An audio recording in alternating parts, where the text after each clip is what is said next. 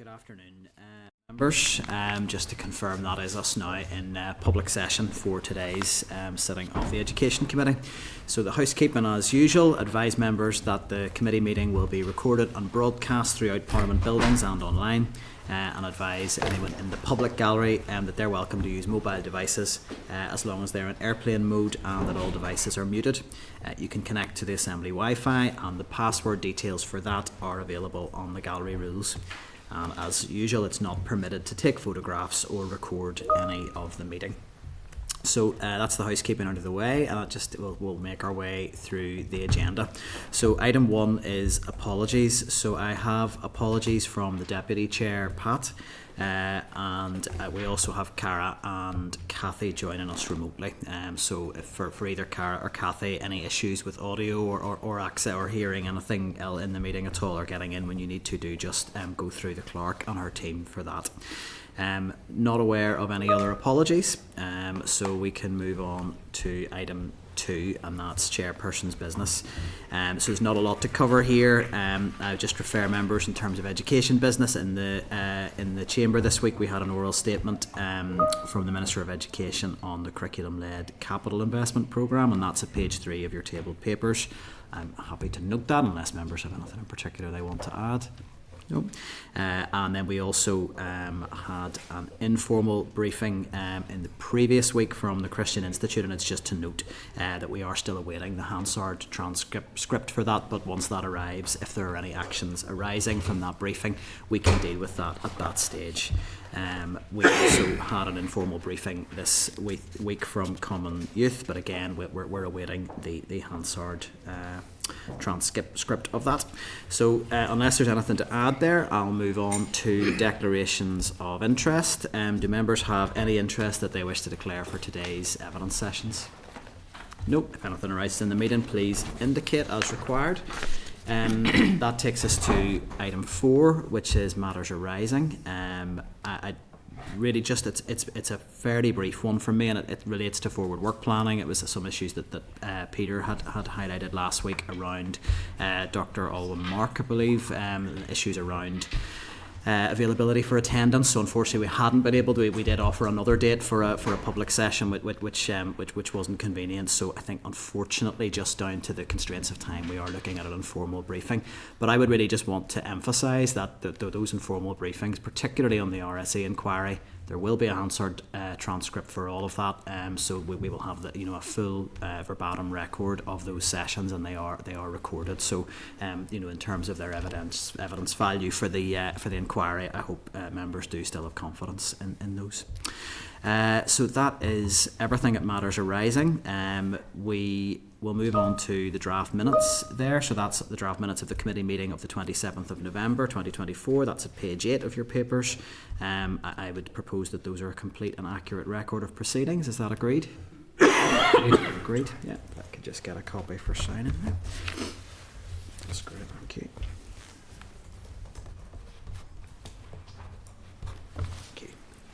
Okay, so that takes us on to our first evidence session of the afternoon, and that's item 6 in your packs, and you will see that there's a briefing note from the committee clerk at page 17 and a submission to the committee inquiry at page 18. The briefing is another briefing today on our relationships and sexuality education inquiry, and it will be an oral briefing from the Northern Ireland Mental Health Champion. So while the witnesses are just getting settled, then we can do formal introductions. Just want to at the outset advise members, given that we're very glad to have the mental health champion here with us today, we had in our invitation to committee invited Professor O'Neill to present on the RSE inquiry, but also on any other matters to mental health and well-being in education. So we did have some additional stuff in the briefing paper which members may want to ask questions about as well. So that aside, really, it's just for me to say a warm welcome to committee this afternoon. We're very glad to have you both here. So here with us we have Professor Siobhan O'Neill, the Northern Ireland Mental Health Champion, and Dr Nicole Bond, who is a research officer at the Office of the Mental Health Champion. So you're both very welcome, and we appreciate your time here this afternoon. So as I said in my introduction, yes, you were absolutely invited to give evidence on the RSE inquiry, and we look forward to hearing from you on that. But members may have other questions around mental health and wellbeing and education that they would have an interest in. So at this stage, we have your written briefing, but I'm very happy to hand over for any initial opening remarks or opening presentation that you want to make. We would be saying that would be up to 10 minutes, and then we'll move on to question and answer from members, and we try and keep each inquiry from each member to around 5 minutes, just to keep us on track, because we have 3 evidence sessions this afternoon. But at that stage, it's over to yourselves, and we're looking forward to hearing from you today. Okay, super. Thanks for the opportunity to be here today. I'm really glad that you're doing this inquiry. It's a really important issue. So I'm going to be making the case that all children and young people in Northern Ireland need to have good quality, inclusive RSE. It's a fundamental right, but also a mental health issue, because relationships education is mental health education.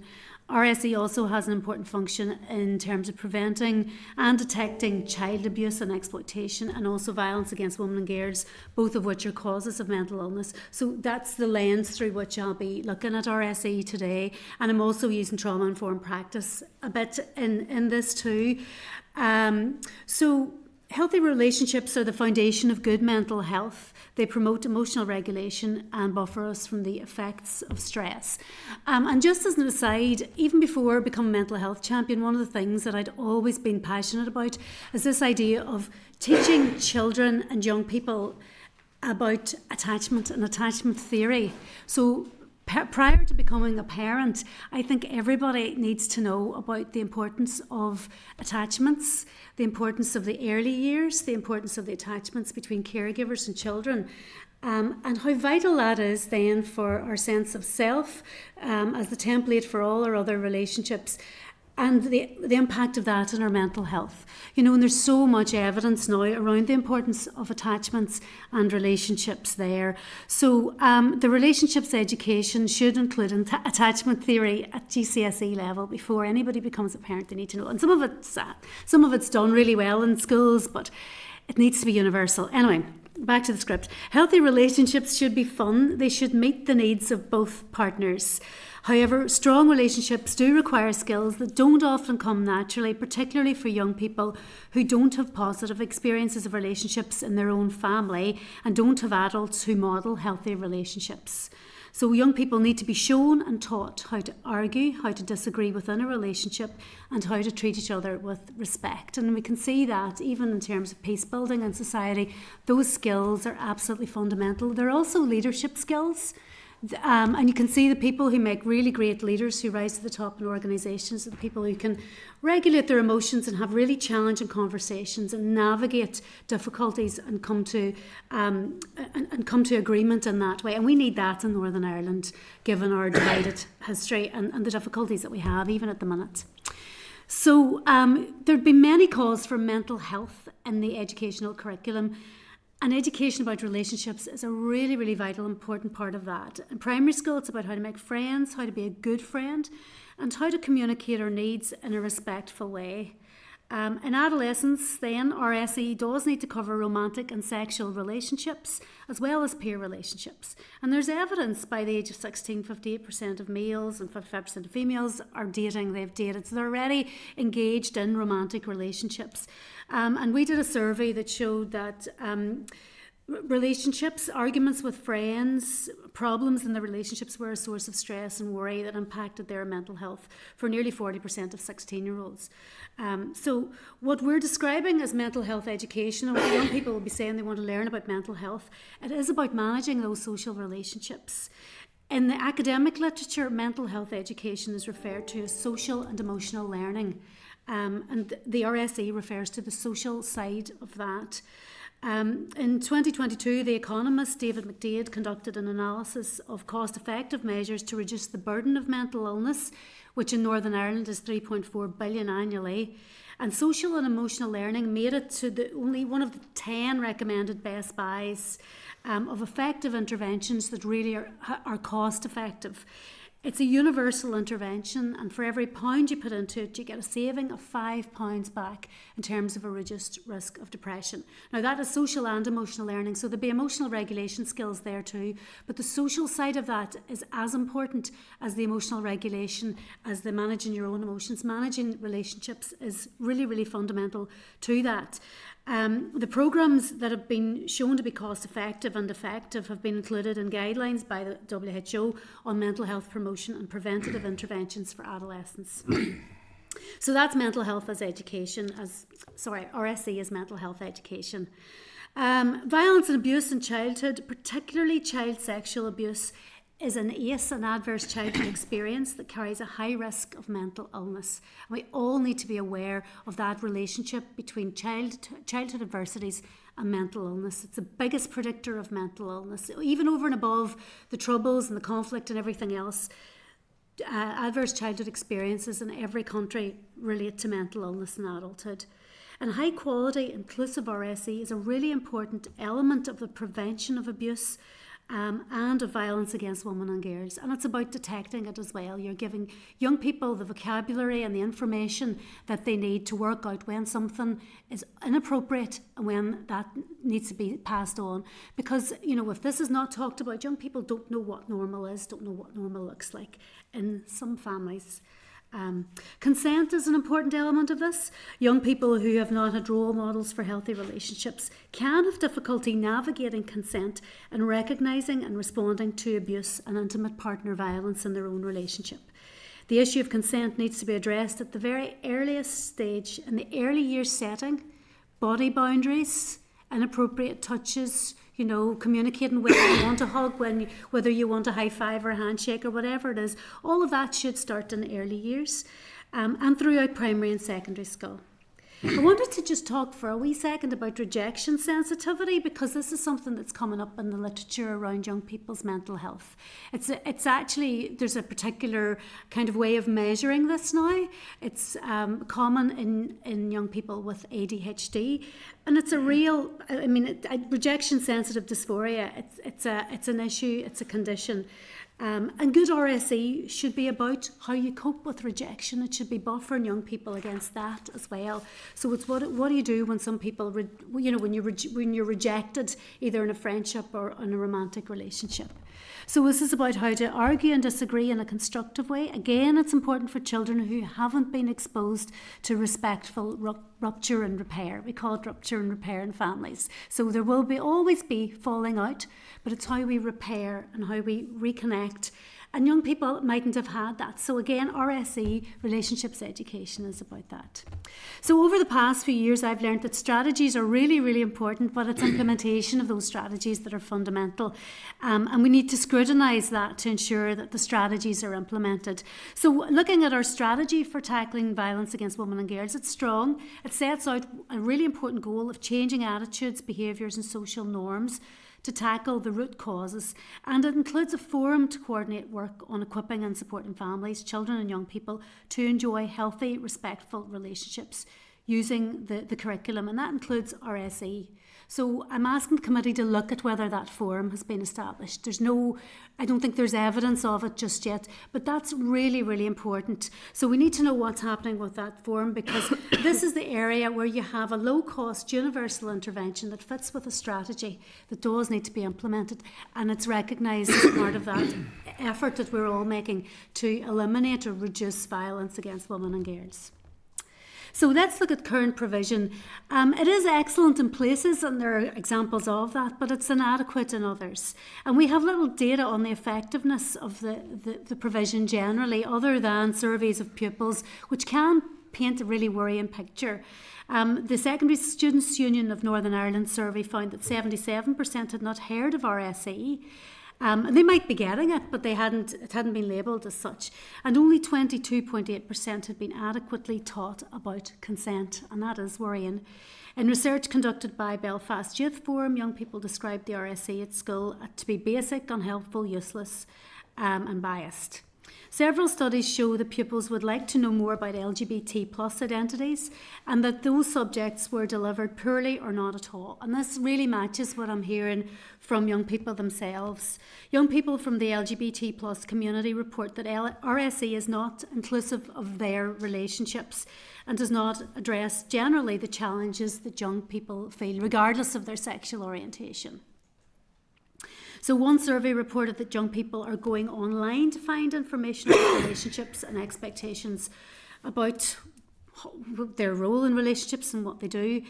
And when that happens, they're faced with a world of untrustworthy and potentially dangerous sources of information. And it is really concerning when you hear stories of young people learning about sex from pornography and TikTok. You know, that shouldn't be the case. Our children deserve better than that. They deserve the best quality information on how to have safe, happy, healthy relationships and to receive accurate information about issues relating to their gender and sexuality. So last year, the Secretary of State made age-appropriate, comprehensive and scientifically accurate education on sexual and reproductive health and rights a compulsory component of the curriculum for adolescents. And I think this was a positive development. However, that consultation on the legislation which provides for a parent to request to have their child excluded from RSE was really, really concerning. Children and young people have a right to this education, and when we consider the importance of the education in preventing violence and abuse and promoting access to health care, it's not acceptable that any young person is denied that right. It's obviously vital that parents are fully involved in the design of RSE, and they need to be made aware of what's discussed so that they can continue that work at home, because a lot of this education should happen in the home, you know, but we have to recognise that in many homes this won't happen, it won't be the case. The consultation also suggests that schools should have flexibility to decide the content of their taught RSE or how to deliver it. And again, I feel this violates the right of the child to this education and may limit young people's access to the factual information they need to make informed decisions. RSE is not a single subject. It's about embedding the education across several subjects in a way that's consistent and delivers a set of skills and knowledge in a trauma-informed manner, in a way that supports young people's self-awareness and their own growth. It appears that some schools would wish to discuss moral and ethical issues in relation to some aspects of the issues that are taught in RSE. And consistency is vital. Young people shouldn't be given conflicting or shaming messages about sexual health, sexuality, gender, or relationships during different lessons. So our programme for government includes trauma-informed practice. I think it needs to be extended, and we should be working to make schools trauma-aware environments and places of safety for marginalised children and young people. And being trauma-informed means that we need to consider how words and actions can leave vulnerable and marginalised children and young people feeling safe or unsafe, and how classroom discussions can contribute to bullying. It's worrying that we appear to be on the verge of permitting schools or teachers to provide a moral commentary regarding issues such as gender identity, sexual orientation and family structure. These issues are central to people's identities, and that marks them out as being very different from as issues around like contraception. You know, this is about a young person's identity, and we just need to be so careful. The type of commentary that we're talking about is harmful and results in children and young people feeling ashamed, stigmatised and marginalised. It harms a young person's self-esteem and mental health when their right to exist is challenged. So in order to promote well-being and in fact to promote peace building as well, schools need to be places that celebrate diversity, and they need to proactively promote inclusion, particularly for LGBT plus young people, many of whom are bullied and feel unsafe in school. There should be no place in any part of the school curriculum for debates or discussions that serve to humiliate or demean or diminish any child's right to exist for whatever reason. It could be race, gender, sexual orientation, disability. It's just not acceptable in terms of trauma-informed practice. I'm nearly finished. So sadly, misinformation regarding the content of RSE abounds, and many subscribe to the myth that RSE will result in an increase in sexual activity, and of course the opposite is true. Most young people already have access to online information, including pornography, harmful masculinity influencers, all the rest. It's all there for them. By equipping young people with communication skills and accurate information, good quality RSE reduces early sexual activity and unplanned pregnancy. The The reality is that high proportions of young people are already engaging in sexual activity, and a strong, consistent RSE programme is necessary to reduce the health risks and protect young people's well-being. So thanks for your attention through this. Hope I haven't gone too far over time. I'm pleased that you're looking at this in the inquiry. Firmly of the belief that a strong, inclusive and positive RSE will improve the mental health of children and young people here, and I'd be happy to work with you on making that a reality. Thank you. Thank you very much. You covered a lot of ground in that, so Yes. that's very Indeed. much appreciated. I was going to start with asking a question around those really explicit links you made between mental health and RSE, because I think you're the first witness who's put the two, so it's no surprise, obviously, given your role, but that you made those connections very, very clearly, that it's not just a part of the curriculum, it feeds into all that wider work around mental well-being in schools. But I think you covered it in such detail, I probably don't need to ask anything more other than just it. I would like to just note on the record that I think it's a really welcome contribution, that we shouldn't separate RSE from the wider conversation around mental health and well-being, because I think sometimes we hear a lot from young people that they want better RSE, also that they want more mental health and well-being education in school, but actually the two things aren't separate and are perhaps very much part of the Look same up the picture. studies of the programmes that work. They include, there's social and emotional learning. It's the accepted phrase. And it's not mental health interventions in schools, because there's some evidence that can have a negative impact. You're not teaching young people, you're not providing universal counselling or anything like that. You're teaching young people, you're giving them the skills to manage themselves and their relationships with others. It's fundamental, and it's about babies, and it's the whole thing. It's so important. I think that's just appreciated, and it's a perspective we haven't had just made so clearly in our evidence session. So I just wanted to note that, and I think that'll be helpful for our considerations. I wanted to ask, in terms of your evidence around inclusivity, you focus quite heavily on the need for RSE to be inclusive, and you referenced evidence from young people that they want more information on LGBT identities in particular. Yeah.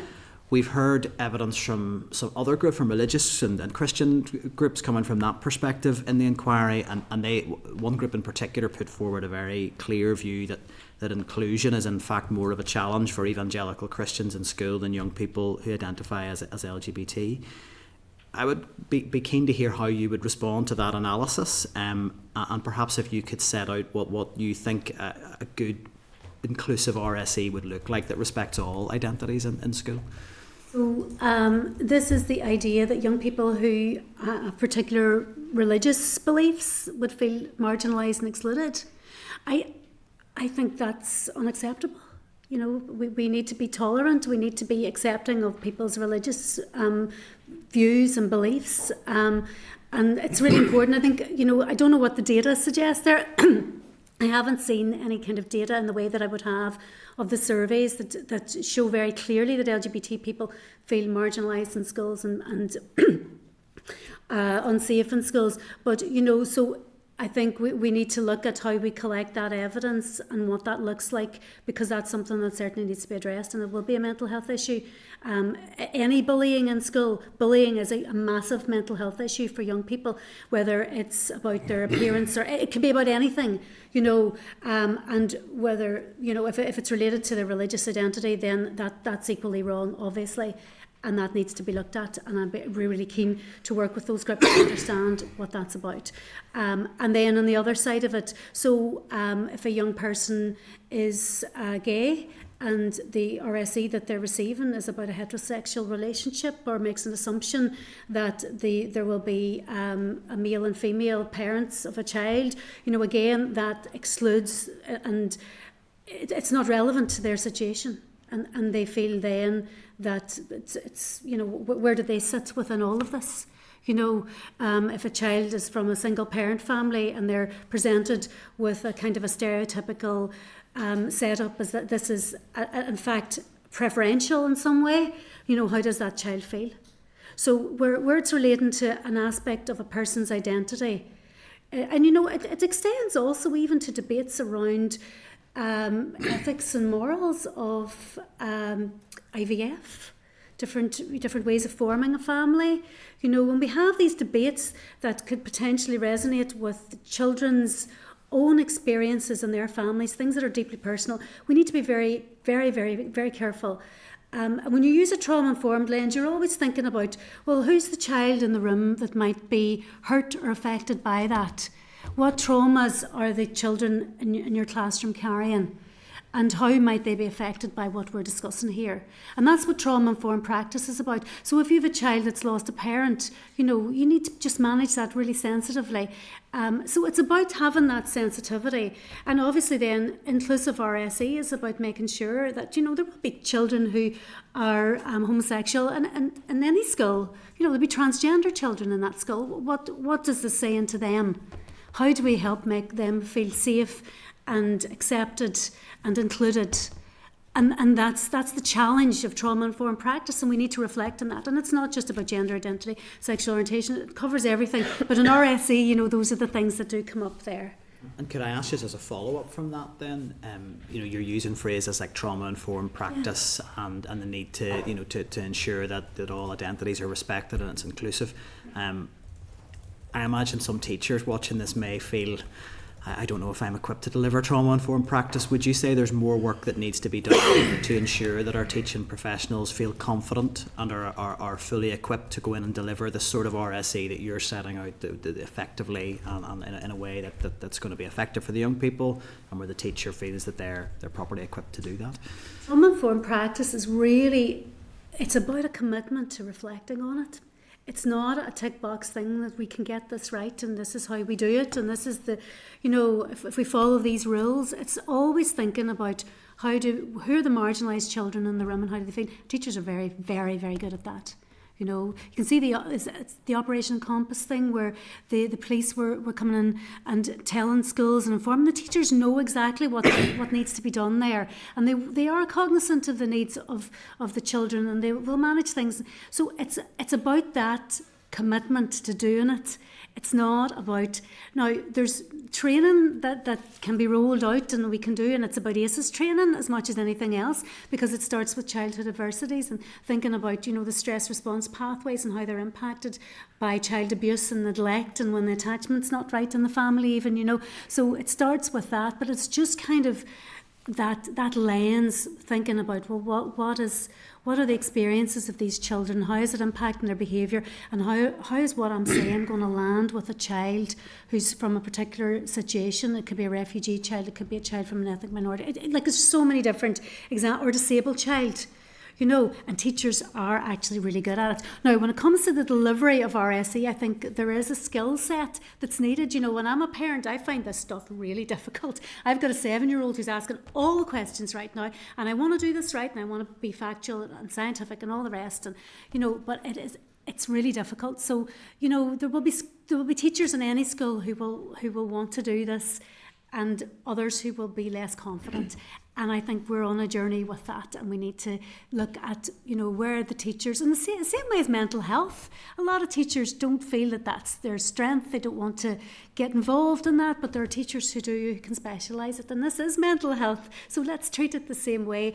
And when the teachers are keen and naturally good at it, let them do that. And if there are groups who are skilled at it, I remember speaking to Relate and hearing about their RSE programme that they were delivering in schools, and it was really excellent.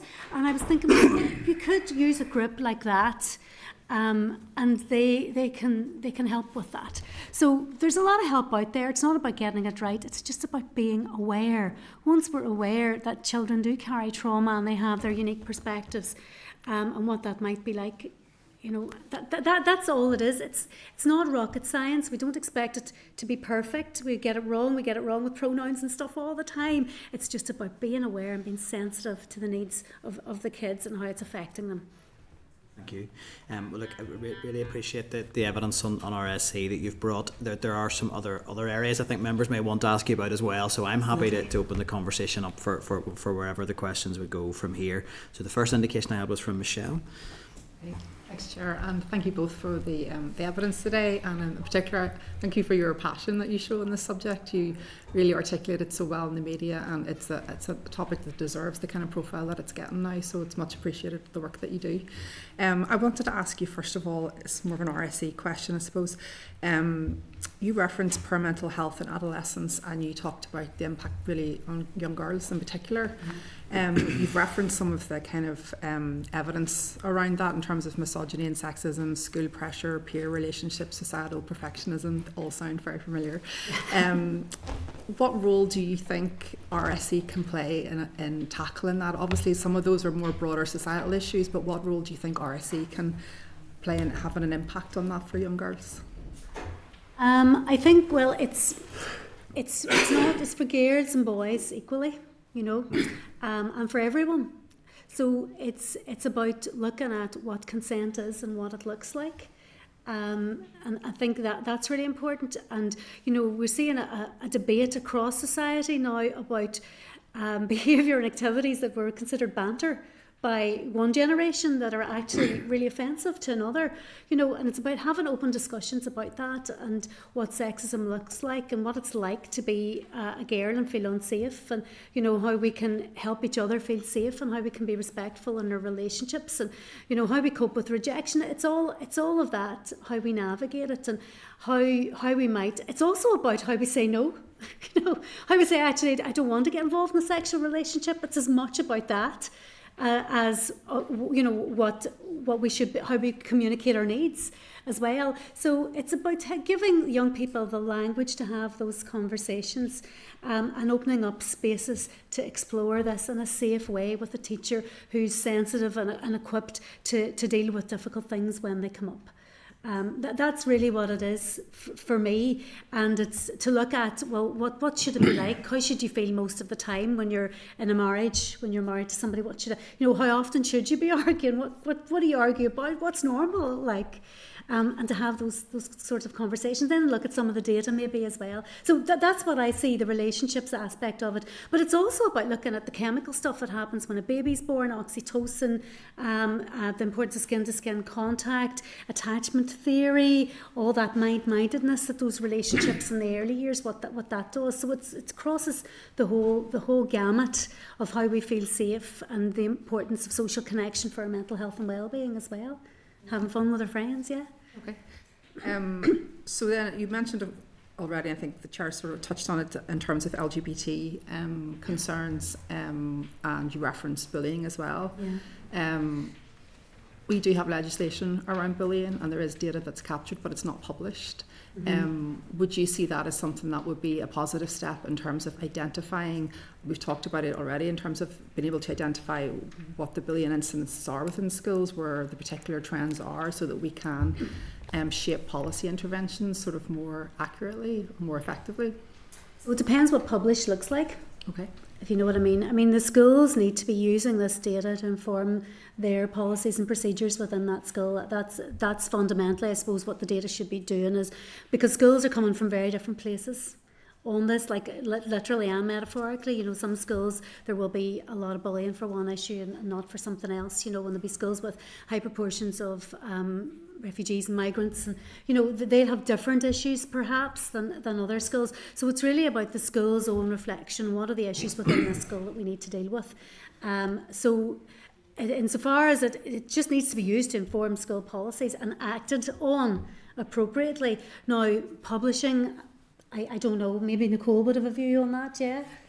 Just again, the nature of it. So if, for example, you were able to say that a portion of the bullying incidents were related to a person's identity, were related to racism or sexism or whatever, you could just help understand the scale of maybe the problem, because we know that bullying is a significant problem, but again, bullying is a catch-all for a lot of different things. I think the main ones, we do already have policies and legislation that are looking to address those, and maybe that would strengthen it. But again, is it like a dashboard you're talking about where schools are going to implement or have to publish every year, and would then that impact how they record it? Maybe if there was schools some are holding the data and they would have it. I mean, in terms of then having data that presents across the trends across Northern Ireland. So it's not about Yeah. a particular school and us seeing what's happening in that Yeah. school. It's us getting that larger, big picture of what the trends are across Northern Ireland, perhaps even looking at it from maybe a regional perspective. There's more trends in maybe urban areas versus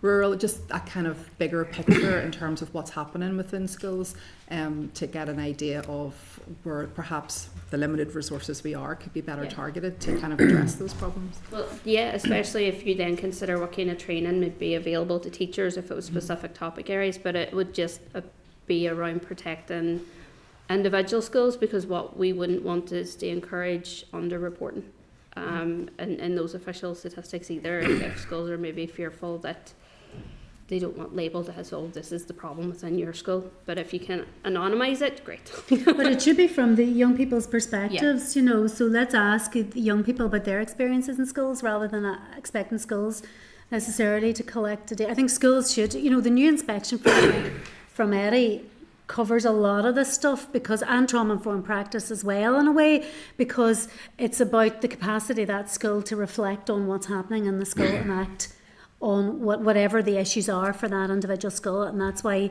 the EDI inspection framework is really good. It's now about getting that rolled out in schools and making sure schools have enough resources so that they can act appropriately when they identify that there is a concern.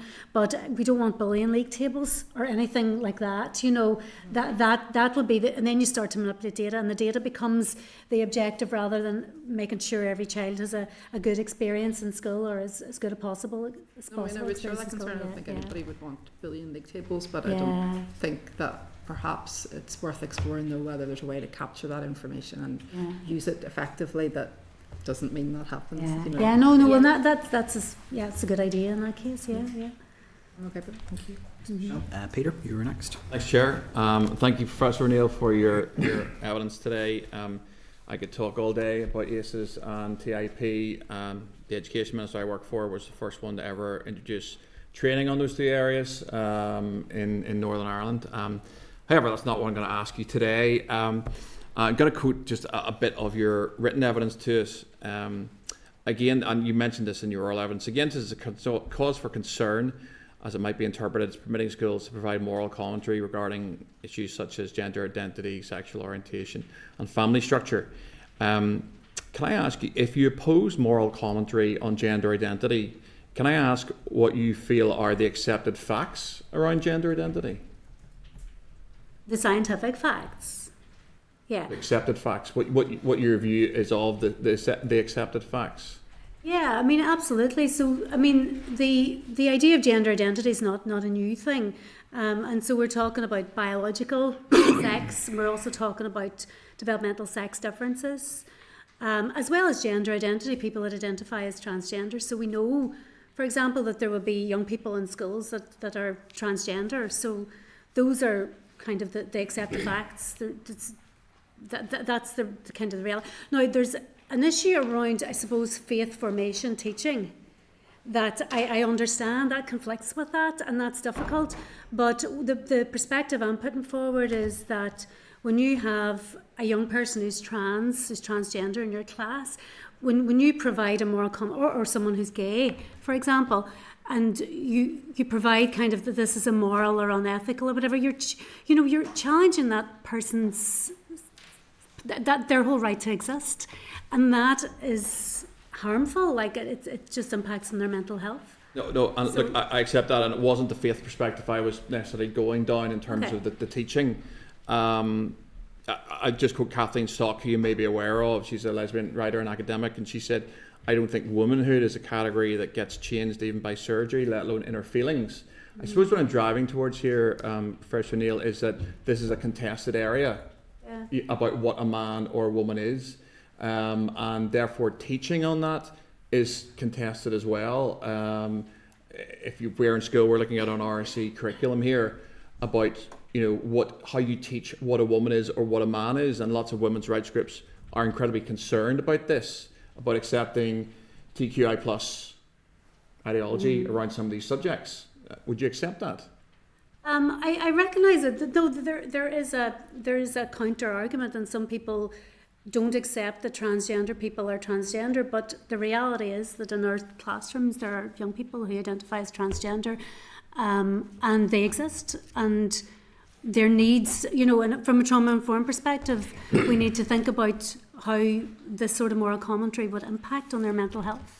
So that's a point that I would make. And there's, when I speak to young people who are non-binary or transgender, they feel very much that the moral commentary that's provided sometimes in schools is harmful, contributes to bullying, makes them feel unsafe, and that's the perspective I'm putting across. It does impact on their mental health. I'm not denying that there's a whole group of people who would challenge that, but these are young people that we have in front of us that, that deserve to be treated well. Yeah, just to be clear, I'm not saying that they shouldn't be treated well. I'm just saying that it's a contested space. And what we teach, the ideology that we teach in our schools, and I accept that there's a whole range of different, a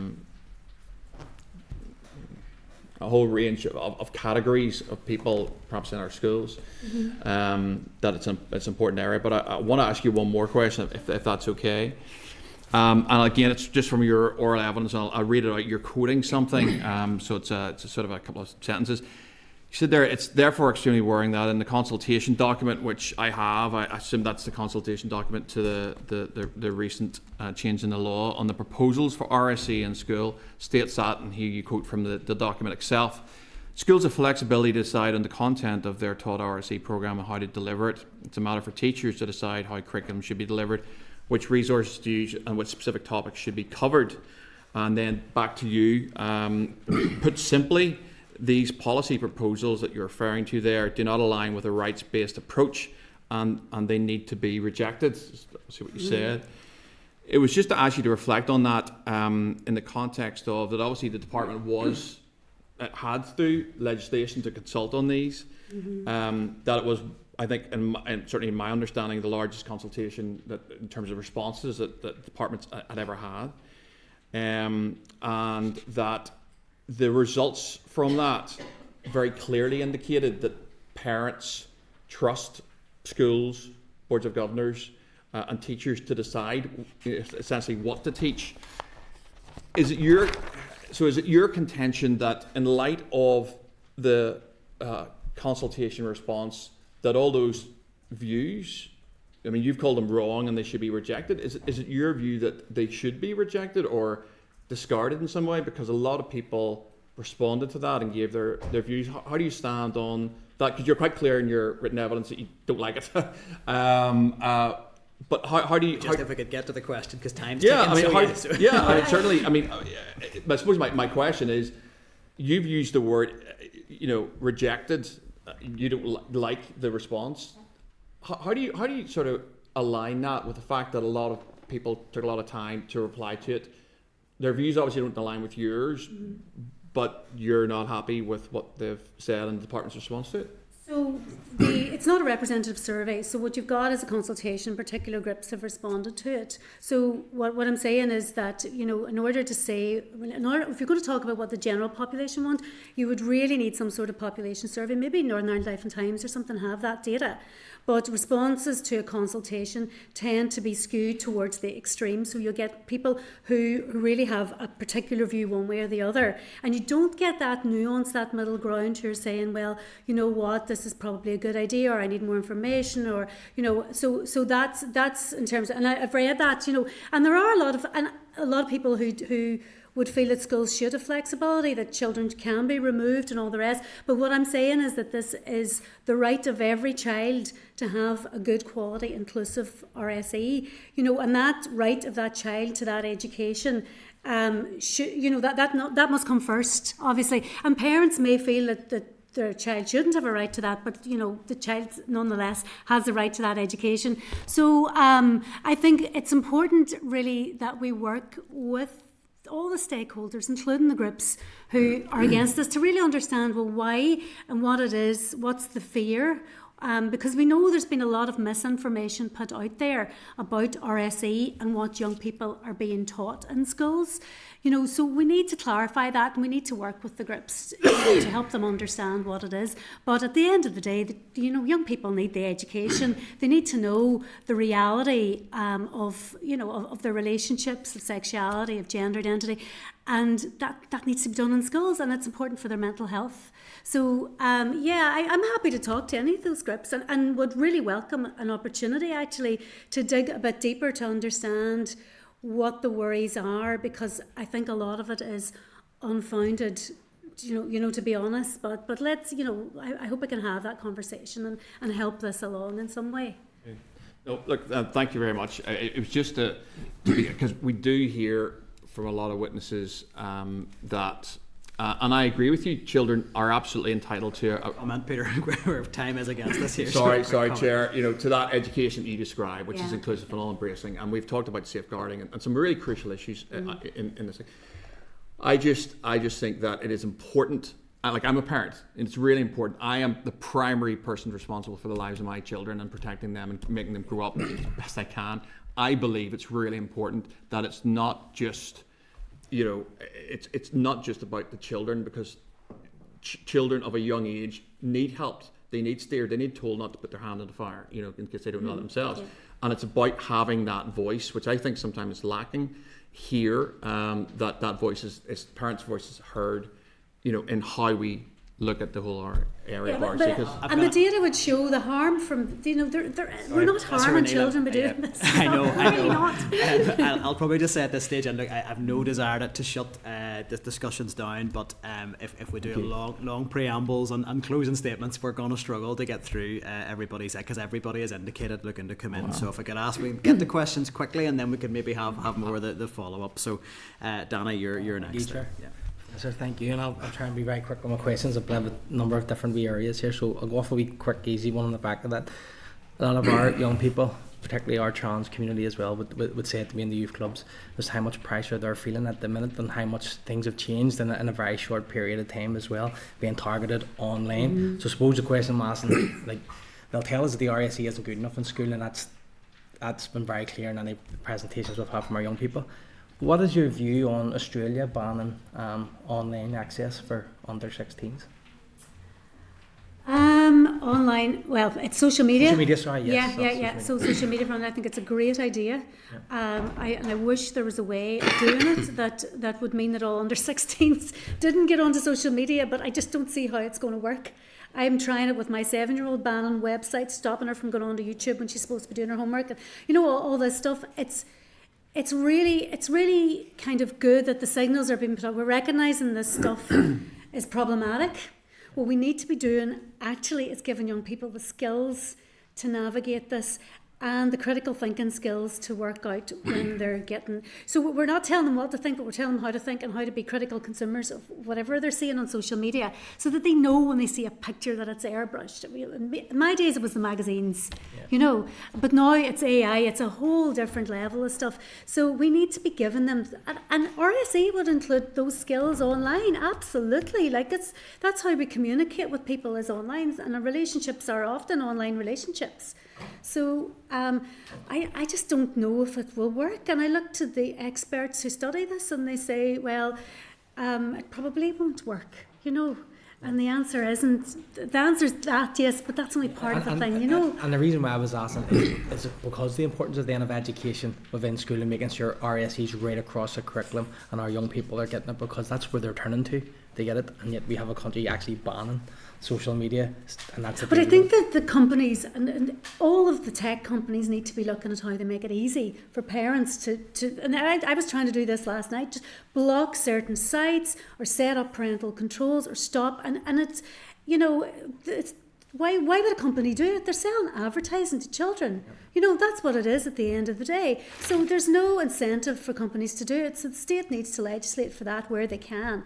But I think it's the role of the education system to create the awareness and to give young people the skills to navigate it too.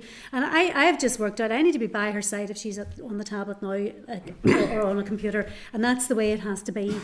But that's not going to work when she's 14 or 15. So what happens then? And she'd have her own account, you know, and she can already bypass all my passwords and everything else. And that's the So- importance of really good, strong RSE and education by the right people. And the relationship between the parent and the child. And it goes back to that attachment. Can she tell me anything? If there's somebody online looking for a picture, and you know, if she acts on that or something, would she be able to? And that's the test. Is that really? Can they tell you what they're doing? Do you really know what they're at online? And how do you make that relationship strong enough so that they can disclose that stuff to you as a parent? And then how do you manage it? You know. So that's the challenge. But yeah, legislation's good. Like the phones in schools thing, yeah, it's a good idea to stop kids getting near this stuff where you can. But we've got to deal with the real world here too, you know. And to jump on a completely different subject, and it would be around the Project Alive 2 strategy and some of the criticisms I would hear within some of the groups and advocates of mental health, and that would be the lack of objective need based on objective need. So in 2022, 3 times more suicides in socially deprived areas as to least. I'm just wondering what your view would be on that and on what interventions can take place. Oh, so the idea that we need more investment in deprived areas. Yeah, no, and this is something we're debating now as part of the action plan for PL2, because there's an argument there that, okay, should you focus on men, 3/4 of suicides are males, should you focus on deprived areas and put services in there? And then you'll get people from other perspectives going, well, what about the woman? And what about the you know, and it is that fight, and there's some groups that would say every single suicide needs to be prevented and you need to do whatever you can there. So we're trying to navigate that. 10 million for a strategy to prevent 200 plus suicides, it's costing the economy over 200 million. Yeah. There's not enough money for it. And suicide's really hard to prevent. It can be prevented, but it's quite difficult to prevent it. And restriction of access to methods and crisis services are the 2 best ways. You know, the evidence would say crisis services. So we need that regional crisis service. And then naturally the needs there are greater in the deprived areas. So you would see resources being allocated through that crisis service to the deprived areas, but it's via that regional crisis service. Now, Protect Life 2, a lot of that money is spent on Lifeline, you know, and that's available across Northern Ireland, but they don't have equal access, or they don't have proportionally equal numbers across Northern Ireland calling Lifeline. So maybe that's about putting a campaign into particular areas, but campaigns have been frozen now. So this is a really tricky thing to navigate. So in principle, yes, we need to be directing resources towards the groups and the areas that need it, but we also need to think about every single person who's in distress and crisis and how they get access to a service in a timely way. I think the Regional Crisis Intervention Service is the thing that would be the game changer here. And it's relevant to PL2, but it's part of the mental health strategy as well. And we are only planning it. You know, we don't even know how much it's going to cost, but that C&V sector side of that service would be just so important to get that up and running. So there's a lot to talk about on this issue, and I'm happy to go into even more detail about what that regional crisis service would mean and the difference that it would make, and why deprived areas would end up getting more services through it. You know, so that's my. It's a long response. Sorry. No, thank you. I have a final query. Yes, Donna. one. Yeah. Again, on the note, Yeah. I could be here all day with you, just different wee subjects.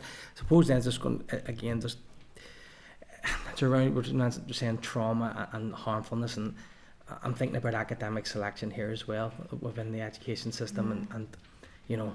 What would I know what your view is, because I actually have your quote from January, but just saying, what engagement would you have had with officials or the Minister around ending academic selection? Well, my views on this are really clear, and it's not just my views. I mean, the Independent Review of Education is the vehicle by which this can be achieved, and it's not just about taking something away, it's about thinking of the whole system. What is it doing for our children and young people? How are they able to set and achieve their goals and get the qualifications that they need to achieve their goals? So the Independent Review of Education sets out this idea of, you know, tracking a child through, measuring their strengths the whole way through, and getting them into a school then that means that they will get the qualifications they need to get a really nice, happy life. Now, invariably that will mean that this sort of the idea of just the 2 types of schools, but at the end of the day, the only thing anybody really cares about is qualifications, GCSEs and A-levels. It gets rid of a lot of that. Now, I know it's a lot more complex than that, but there's still that pressure, and schools feel the pressure of the league tables, the A to C's, GCSE and A level. You know, so I think the independent review of education needs to be, we need to look at how we're going to implement that. And we need to look at particularly vocational qualifications, the status that they have, and then transitioning towards a situation where only a minority of our young people are going or feel the need to go through these tests to get into schools where there are selection. A lot of schools are doing away with selection. You know, a lot of parents are recognising that the pressure is just too much for the children, you know, but we really need to create this level playing field where we truly, truly believe that every single school, regardless of where they are, is a really good school, and that their child will do well, and that we have real choice. But at the minute, we're nowhere close to that, and I would like to see movement on the independent review, and I think that's what's happening at the minute. They're looking at that in the Department for Education. So, yeah, I mean, doing away with selection's one thing, but let's just change the system so that we don't need to rely on it, and that so we don't have this awful thing every year of putting children through it. You know, and the sooner we can move on the independent review, the better, in my view.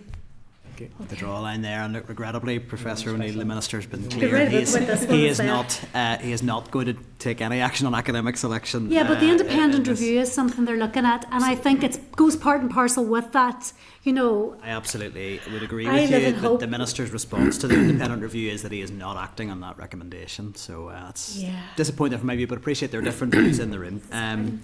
David, and again, I'm really asking members to bear with me here on timings because we're very tight.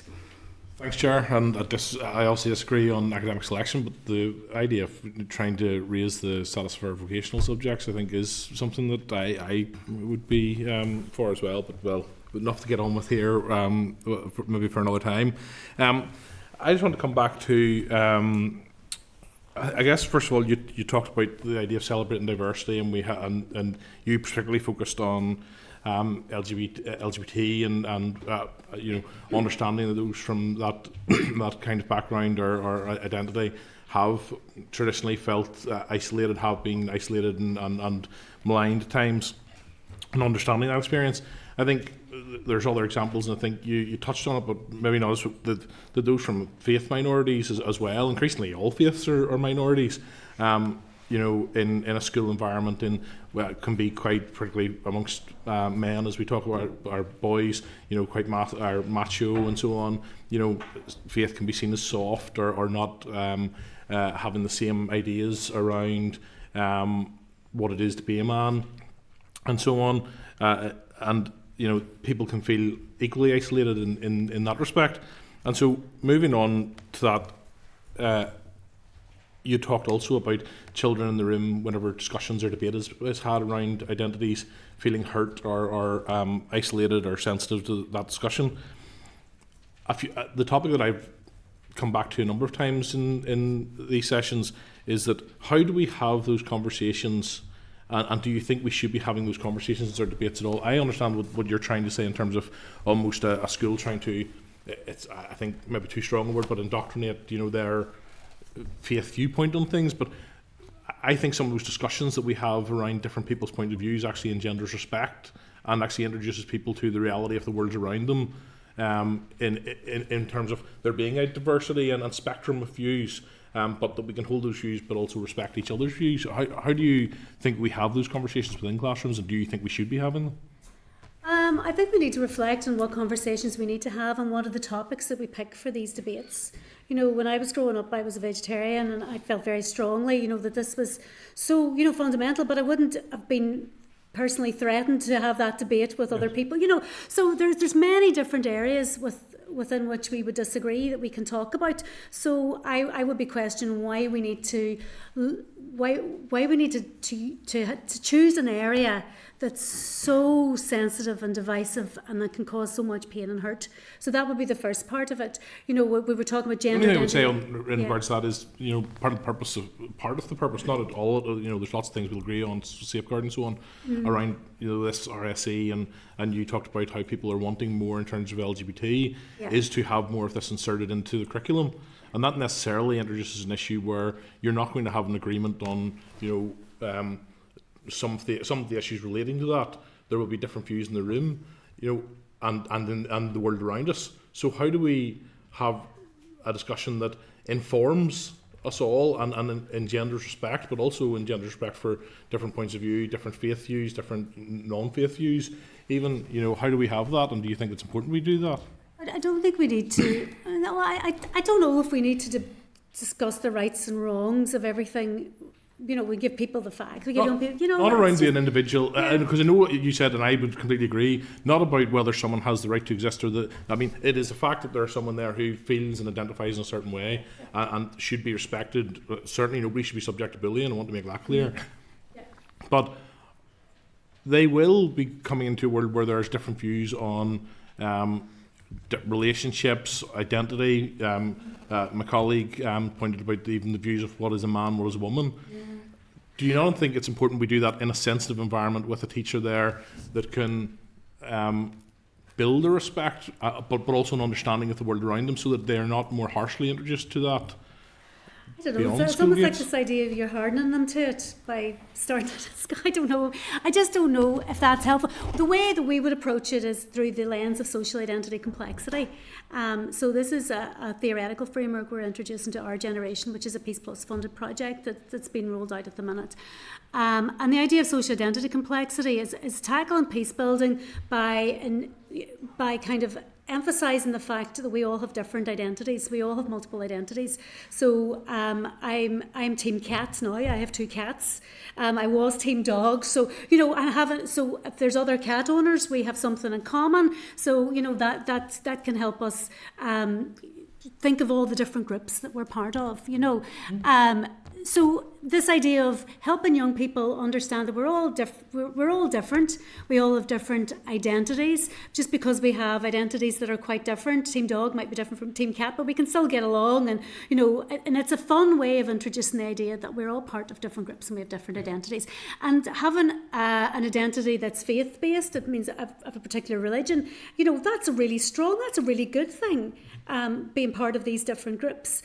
And we would help young people feel pride in their identity. And then we can look at the more sort of controversial issues and the divisions of the 2 communities in Northern Ireland. And, but once we realise that we all have these multiple identities, that it's good for our mental health to remember that we all have different identities, and then we can more easily see that other people in the room are similar to us and are part of our tribe and have our back, and we feel safer in that setting. So social identity complexity is the way that we would do this, and we wouldn't pick necessarily very controversial areas to latch on to there. We would help those young people think about the different groups that they're part of. Their gender identity, their sexual orientation is only one part of that.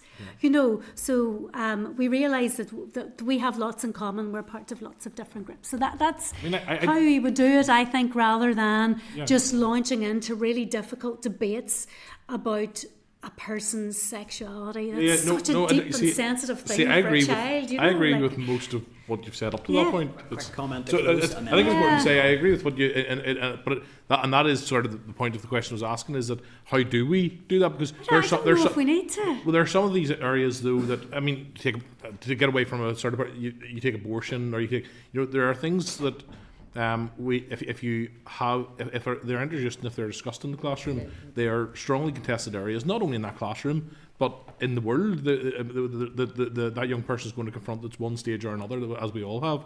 We'll end up having that discussion here as well. How do we make young people educated and aware of that if we're going to cover those areas? Because I mean, some of this is about saying we should have. Some people are pushing that needs to be addressed more than it is in the classroom. So if we're going to do that, how do we do that in a way that respects that there are different viewpoints and that it is a contested area, but do it in a way that actually builds respect for each other rather than division in the classroom? I think we've done it with the assisted dying debate recently. But I think we've shown that is possible. I think there's a distinction between an issue like abortion. We can talk about different religious perspectives about when life begins and all of that, and that's different from saying that you shouldn't be gay. you shouldn't be trans when you have a trans person sitting in front of you. That to me, it's at a different level because you're talking about that person. That's not what I'm suggesting. I'm not suggesting any teacher should be standing in the classroom saying you shouldn't be this, shouldn't be that. That's not where I am. That's where the debates sometimes That's not what I go, believe. you know? That's actually not what I believe that, for the most part, those schools that have a faith-based ethos are trying to do either. You know, I think it's important to realise that. I don't think it engenders this idea of an indoctrination process almost. I don't think that is where. I think we have misunderstanding sometimes from one side of the argument to the other. I think that's The young people, whenever they talk about their experience of this, that's what they take away. You know, and it's not really, I know the intention is always, I mean, and this is the thing with religion and faith, it's always really positive. The intention is to help people, and it's actually a really positive thing for a person's mental health whenever they're part of a religion and a religious community. That's a good thing. So the intention may well be good, but how it lands with that young person can often be not maybe what the way that group intends, and that person comes away feeling that I can't be part of this group because I'm gay, or they believe it, you know, and being a that religious, is a problem, being a religious you know? young person can be difficult in the modern world as well. I'm gonna Yeah, come in. no, and So, excuse me, I excuse definitely, me. that's something I've taken away from this, that religious Mr. people O'Neill, can feel could I just come in? marginalised too. Yeah, just I think as chair, time is beating us here. We have been round the houses on this issue in many evidence sessions, and I think it is clear we're struggling to find agreement on necessarily how this rolls out. But I think the conversation today has maybe highlighted that when we come to write our report, that we need to probably take some time as a committee to work through how we will frame any response to this particular aspect of the inquiry. I'm sorry to have had to cut in, but I'm not sure the conversation was going to get us any further, and time is very much against us. Kathy, if you would come in.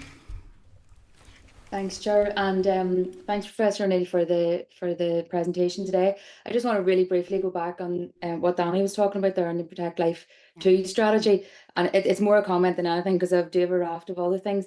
But what I would say is, what I feel at the minute, that what we're doing now isn't working, and we do hear this term early intervention time and time again. So surely, if the data and the figures are showing that in areas that are more deprived, that's where we should be focusing resources. That's not saying forgetting about others, but that we should be targeting certain areas. But I don't want to get into a debate on that one. Recently, I've met with a number of school principals, and one topic that continually comes up is around waiting times for counselling services for their pupils and around CAMHS and the likes of this. And we're even getting to a point where principals who are already under severe pressure themselves with their own budgets, and their stretched resources, are employing their own mental health nurses or counselling services. Can you give your view on this, and you know, is it what your office maybe is doing to advocate for this? Because I do know that it's something that principals are finding extremely difficult to deal with. Yeah, so and we recognise this is about resources and mental health services and transformation of mental health services. You know, there's a lot of initiatives across the Trust to try and improve those waiting times for children and young people's mental health services. What we need is the workforce plan implemented. We don't have the workforce. One of the difficulties with Healthy Happy Minds, and it was a good programme, but schools had great difficulty accessing counsellors for that, and organisations weren't able to step up and deliver those services. So this is why the systemic change, the full mental health strategy needs to be implemented. And we go back to the fact that we're a third of the way through. We have only invested an eighth of the money that we needed to deliver the mental health strategy so far. So we're not seeing the change maybe that we should see at this stage. Having said all of that, I know there's a lot of work to try and manage those waiting lists to make sure that there's no inappropriate referrals. I know the EA are delivering counselling in primary schools, and so when we say counselling, it's rarely one-to-one talking therapy with a child, especially in primary school. It would be a family therapy type thing, but there is work happening there. Services are available, but we need that full mental health strategy. And to be clear, the Department of Health are saying they can't invest any more money in that, and I am asking all of the parties in the executive to look at this, because it's a collective responsibility. We need to make sure that this is funded. And just putting it in health doesn't seem to be working at the minute. So that's what I'll come back with there. In terms of the deprivation thing, again, the Protect Life 2, needs to sit alongside the mental health strategy. There's an early intervention and prevention plan and the mental health strategy that would do a lot of that early intervention and prevention work that's needed to prevent suicide from an earlier stage. But then again, this is about funding the mental health strategy. Protect Life 2 is a lifeline and services on the ground. It's tiny amounts of money. You know, suicide prevention work on the ground. So the idea that we should be diverting more of that into deprived areas, you know, we can talk about that, but does, you know, or should we be advertising Lifeline across Northern Ireland, or should we be doing something different? 10 million's not enough there. So we need to view that mental health strategy as fundamental to both of those issues, Kathy. That's what I would say. Okay, thanks. So just to go back to the Happy Healthy Minds and that, and you mentioned there about the EA rolling or having services in primary schools. Is that the emotional wellbeing teams that will be delivering that? No. The emotional wellbeing teams are teams to help the school develop an environment that supports mental health and wellbeing. They're not about individual therapies for pupils. This is really important though, and it goes towards the inclusivity and making everybody feel safe at school and helping teachers recognise when there's a problem and making sure that they know the referral pathways into mental health services. But it's not a mental health service, and I think maybe people were disappointed at the start because they thought that these would be teams of counsellors going into schools, and that's not what it looks like. But this is it's actually what we need, and it's the best use of resources right now when we don't have the staff to do the counselling that, you know, that would be required. We need to start with the workforce and that regional mental health service and everything else there. Sorry, Nicole. The only thing I would add to that is when we speak to schools, and quite a lot of my research before was focused on schools, which is why I'm chatting about this. There's a disconnect between referrals going to CAMHS, for example, and then being told they're inappropriate. What they mean is they're inappropriate for clinical intervention, as in counsel and one-to-one therapies. That young person certainly does continue to need support. It just maybe doesn't need to take place in that clinical setting. That doesn't take away from the fact that schools are then left with the position of thinking, well, where does this young person get support? If we can't provide it, where are we supposed to go? Mm-hmm. And that is the early intervention and prevention stuff. It's recognising the fundamentals of RSE is about building connections and building those relationships. If we have youth centres in our local areas, if there is higher areas of deprivation, building that connection, giving them a peer group where they can experience things that they enjoy can boost their emotional health as well. Giving them the skills around talking about their emotions and recognising when something is problematic and needs maybe clinical intervention, or when they're just having a bad time and need to seek support from a family member, from a teacher, from a peer, from another professional that's around them, and knowing where those supports are. That's where RSE will come in, I feel. Mm-hmm. But again, it's that position that some of our schools don't have those resources around them. They don't have those level 2 community-based supports that the early intervention work really does rely on. And I know with the crisis intervention stuff, they're trying to identify who those services are, because they're not necessarily mental health services. They are youth groups, there are sports clubs, but they fundamentally are given that connection to a person that allows them to thrive. Thanks, Chad. And I get that, because the feedback that we're kind of getting is that there are children out there, and it seems to be that they have to, it has to wait till it's serious enough before they're referred on. So at this minute in time, whenever they're feeling issues, or they maybe do need counselling services, that it's not serious enough yet, so it has to wait till it gets more serious. And that's the kind of feeling, that's the feedback we're getting from principals and school leaders as well. Danny had mentioned there about, you know, with different lobby groups and stuff that we had met with. And Kathy, this would need to be the very quickest question and the very quickest answer, because we're way over so time. We got to hear directly from parents of children who were in school and who actually were in the system and were receiving counselling. They're also being prescribed antidepressants, and there seems to be a rise in young people being prescribed antidepressants. Not saying that there's not a place for them, but it's just, what's your view on that? And that's something that's coming out of schools not having resources for educational services or for this early intervention.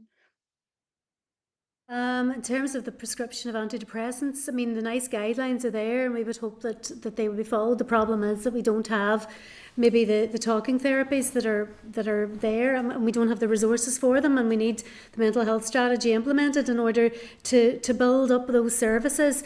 And medication can be useful, as you've said, and it can be part of a treatment package, but medication needs to be taken under supervision of a mental health worker at least. When we don't have multidisciplinary teams with mental health workers across Northern Ireland yet, so that's a problem. So we just really need to invest in mental health services now, but we also need to look at ways of reducing the stress and pressure in young people and creating environments that aren't, conducive to mental health difficulties as well. And that sort of relates back to our earlier discussions too about the school settings and early intervention and attachment, because attachment, adversities and ACEs, that's what's predicting mental illness. And then we've got stress, pressured school bullying and all the rest of it layered on top of that. But we are working to try and find out how we can get the mental health strategy funded and get more money into mental health services. But when I speak to CAMHS and you see the level, the needs that they're dealing with, the severely ill young people,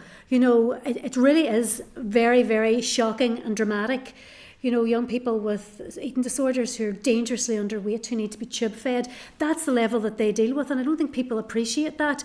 When they're thinking about CAMHS won't take this referral or whatever, they are dealing with very, very, very seriously ill young people, and that middle way, that earlier intervention stuff, just it isn't available in the way that it needs to be. But there's a lot of good work happening, and people should still reach out at an early stage, because there's pockets of excellent practice, and there's groups that are doing amazing work here, and do get your child help and keep pushing. If you're listening to this, don't be despairing, because there's a lot of amazing work that's happening, but we need to push for the transformation. Thank you. And it's a really important message, I think, for anyone who is watching committee. Colin, I'll bring you in. You've waited very patiently, so it's your opportunity. Thanks, Chair, and can I thank you both for your time in front of the committee this afternoon. One of the things that has kept coming up time and time again is how the young people themselves have consistently called or asked for RSE to be more relevant, inclusive and engaging. How important do you feel it is for the department to actually listen to the young people's voices, and how do you feel the department could do this better? Obviously it's absolutely vital that you speak to the people. You're talking about something that will help young people. Young people are the people you need to be going to first. What do you want? What do you need? What would help you? So it's absolutely essential. It's a really, really important, my job, to speak to young people, to speak to people with lived experience. And there are many, many young people who do want to speak. I think we still need to find ways of getting the voices of the most marginalised young people, of the young people who don't think their voices are relevant. We need to get them into the room and bring them into the discussion even. Children's Commissioner's doing a lot of amazing work here, and that's really, it's their territory too. But I just think we need to ask young people, do they feel their voices are heard? Ask that question in the survey. Do they have opportunities to affect policy, to change things? And we need the evidence of it. I mean, what are the policies that have been introduced based on young people's feedback? So this idea of, you said this, we did this, that's what every other service would be. If I get an Amazon delivery, or any other services are available, obviously, I'm asked to rate, and then what could we do better? Well, it's that sort of thing where we need to be asking young people, are your voices heard? And tell them when we've acted based on what they've said. And that goes right through to the school councils in primary school. Are they actually tackling, can they set the agenda of the issues that they're allowed to discuss first and foremost? And then whenever they do set the agenda and they discuss the things, are their voices heard? And of course, and this is part of trauma-informed practice as well, that kind of idea of equality, transparency, we're listening to you, you have a voice, you have a choice here, and then we have to be accountable. We have to say, well, if we can't do what you've asked us to do, why can we not do that? And some, sometimes there are tensions there between what we can offer young people, and we need to be clear about that and the boundaries and everything. But again, go back to our principles of trauma-informed practice, and we'll see very clearly that young people they're powerless, in so many ways. We set the rules for them and we dictate everything from what they wear and everything in school, So they really are vulnerable, and we need to listen to them in all the ways that I've said. One more. Yeah. The consultation document that David spoke about too mentions allowing the parents to exclude their children from certain elements of the RSE curriculum, and you touched on it briefly in your opening remarks as well. How do you think the department can balance parental rights with the young person's rights to access vital education about relationship? This is the issue, and also how do we balance the issue of faith formation and education with all of those different rights, and I think for me the child's right has to come first, because they're the vulnerable person here, and as a society we need to think about, well, why would a parent, we need to understand first of all why a parent would want to deny that to their child, and help them with that, because sometimes, that would be a worry for me. And sometimes they're trying to protect their child. I mean, if I had a transgender child, I maybe would want to exclude them from conversations that I felt might be in some way harmful to that child. So we've got to listen to all the parties here and work out a way through it in a way that's respectful.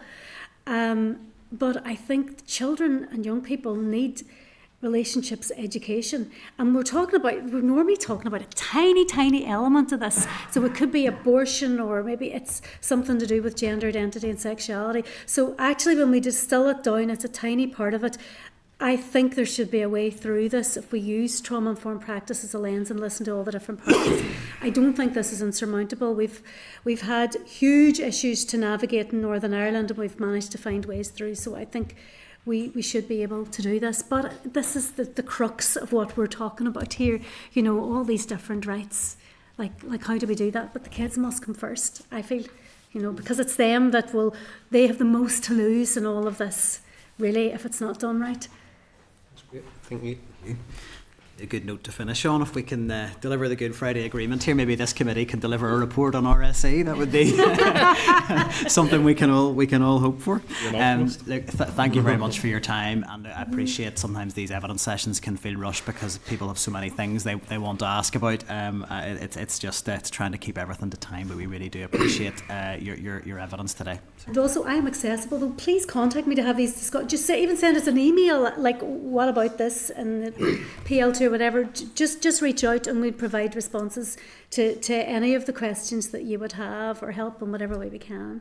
Very much appreciated this afternoon. Thank you. Good luck. So that brings that item to a close. I'm not aware of anything specifically for follow-up other than to feed that evidence then into the final report. Is there anything else that I've missed? No? Okay, thank you. I thought it might be useful to have the mental health champion come back about curriculum review in due course, just the balance of affective and effective elements of the curriculum. Absolutely, we can certainly note that for forward work programming later in the agenda, absolutely. And I think bullying has come through as a theme again, and we probably do need to revisit that legislation as well. There are so many issues arising from that. So I'm happy we move on to item 7 and just bring our witnesses forward for that. I just want to say before we start, we've got two further evidence sessions to get through. I really don't want this committee to become me just telling everybody we're running out of time. It's not enjoyable for anybody. So I do need members to work with me. That effectively, if we have a lot of commentary and a lot of preamble, it does limit the time we get to hear from the witnesses. So it's just I'm asking again for your a bit of latitude and grace here to work with me on that, because I don't want to spend the committee watching the clock. I want to get to the evidence.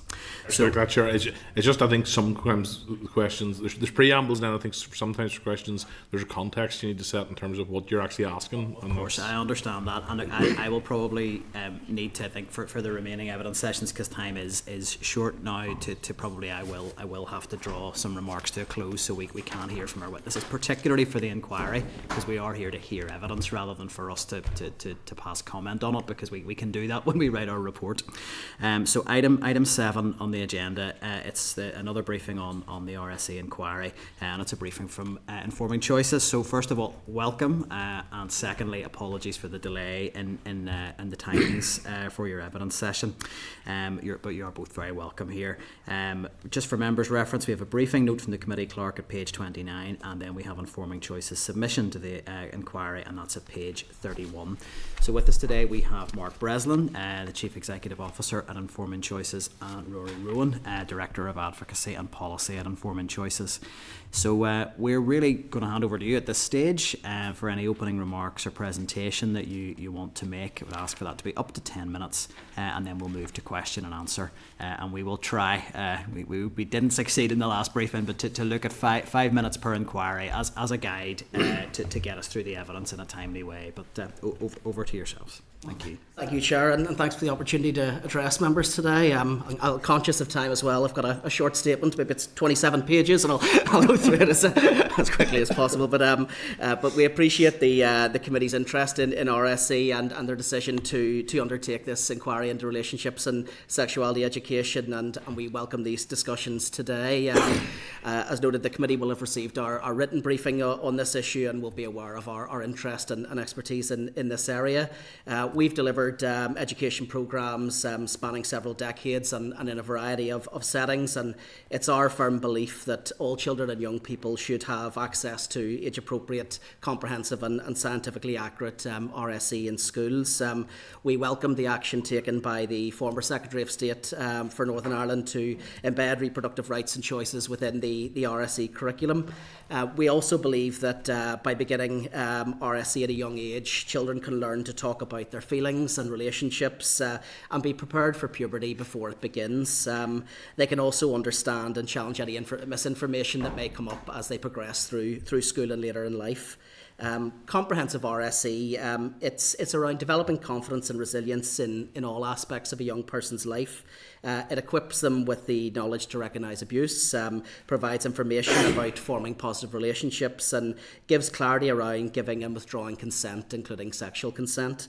While recent evaluations of the provision of RSE has identified some good areas of practice, they've also highlighted considerable variation within the teaching of the subject in schools and in the teaching and lack of lessons on areas such as consent, domestic abuse, contraception, pregnancy and abortion. Therefore, we believe that RSE should be standardised in the curriculum across all schools in Northern Ireland. In relation to external providers, because I know that's come up within the committee a few times, and we are an external provider ourselves, it's our view that external providers can assist schools in terms of delivery of some curriculum, but that should be to enhance the curriculum, not to replace the school's provision of RSE. We acknowledge that some parents may have fears and concerns around some aspects of the teaching of RSE, and in a way that's understandable. As adults, we received very little RSE in schools, and so many may not have any formal education in this area, and also many of us have grown up in a society where we don't often have open conversations around sex and sexuality. So there are going to be parents who will be hindered by gaps in their knowledge and require additional support, and there will be others who will be opposed to aspects of the RSE curriculum because of their deeply held values and beliefs. While we believe a minority of parents won't support the teaching of some aspects of RSE, we believe that all children and young people should be provided with this education unimpeded with the prospect of exclusion.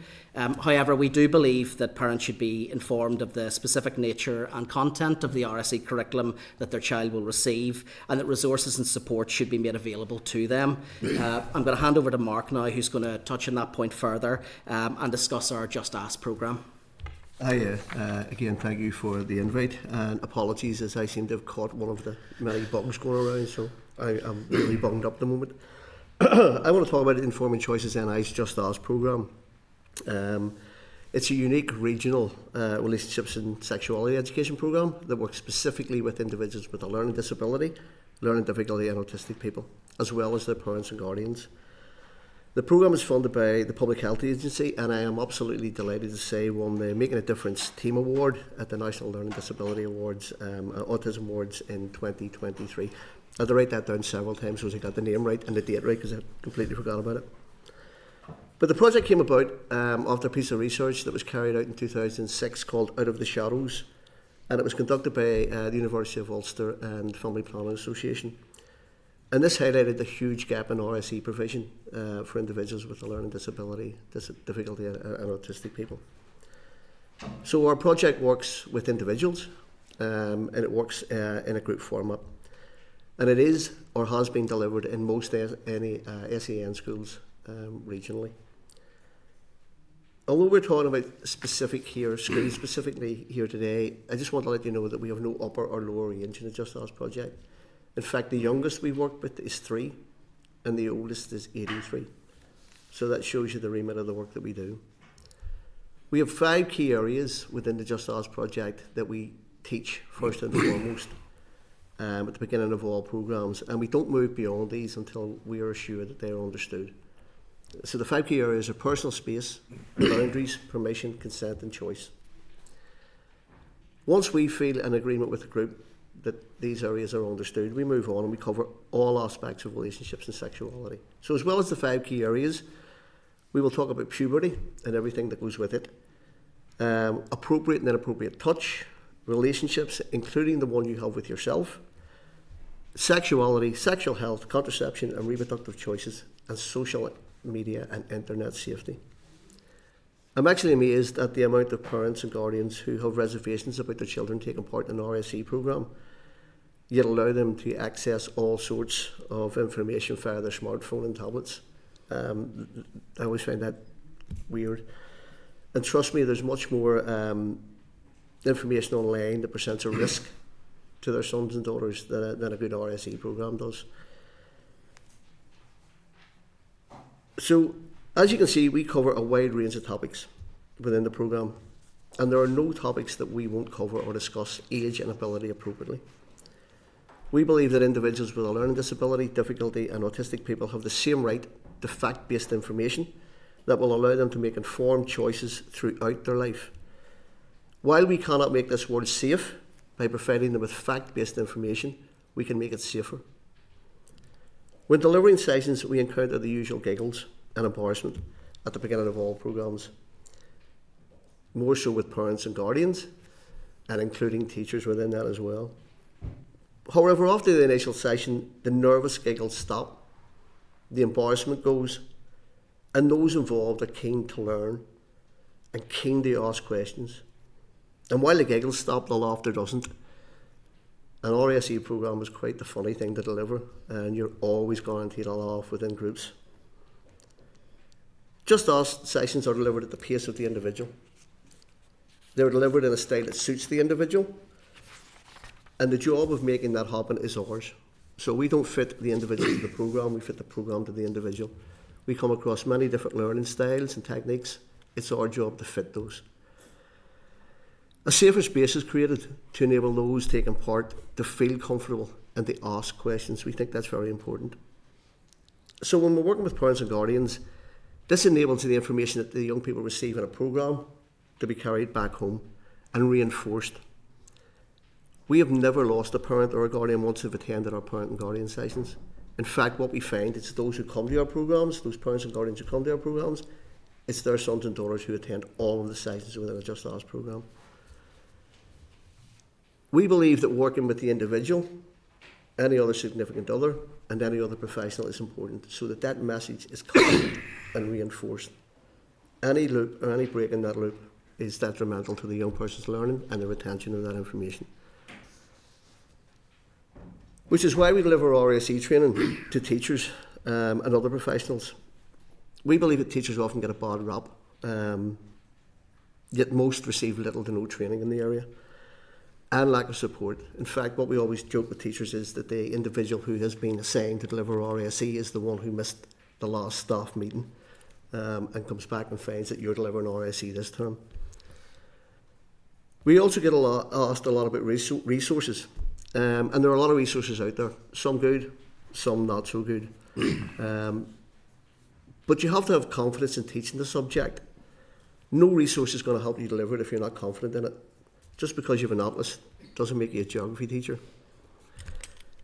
When teachers complete our training, they realise that RSE is much more than talking about sex, and that they have a hugely important role in playing in shaping the futures of the young people they teach, not just educationally, but in life. Training and supporting teachers helps to create an inclusive, non-judgmental, non-directive environment within the school community, and it takes the fear, taboo and stigma out of RSE. The Just As project also gets to see the negative impact of no or poor RSE in later life. We've worked with individuals who have no understanding of personal space or boundaries, permission, consent, and have therefore made inappropriate life choices. Some have ended up in the youth justice system, others have lost jobs, some have been the victims of abuse simply because they didn't know what was happening to them. You're less likely to be a victim of abuse if you know about personal space, boundaries, permission, consent and choice, and you know the correct terminology for describing your body parts. It always amazes me that we frown and shy away from using the correct terms for our body parts. We accept slang. We need to normalise using the correct terms for your body. It's as simple as that. We have worked with individuals who have no understanding of how their body works, and as a result have fallen victim to illnesses that could have been prevented. Individuals who have never heard of a smear test. Young people who have never been taught how to check for testicular cancer or breast cancer, and are getting into trouble for removing their clothing within daycare settings because they are menopausal. If I had £1 for every time somebody I worked with over the age of 19 said, "Why am I only learning this now?" I could have retired. Just Ask us set annual PHA targets, and every year we exceed those targets. We are currently operating a waiting list for one-to-one work into 2026. And it's our belief that this waiting list could be reduced by good, fact-based, consistent RSE in schools. A good RSE programme should build a confident, knowledgeable, skilled individual capable of navigating the challenges of life. The sex education part is important and one that all young people need, but it is only a part of a programme. We need to move past the stereotypical images that we have of individuals with a learning disability, difficulty and autism. The information we give within the Just Ask programme is the same information we deliver within a mainstream. It's simply delivered differently. None of the groups we've ever worked with receives the same programme in the same way. We tailor our programmes to who's in front of us. It's vital that the work of Just Ask is built on and continued after the programme is finished. That is why it's important that the school has a good RSE programme in place, and that teachers are both skilled, knowledgeable and confident in delivering the programme. I'm happy to say that the vast majority of SEN schools that we've worked in, this is the case, and that is something they are working with in the schools. Those who are delivering the programmes should be very proud of.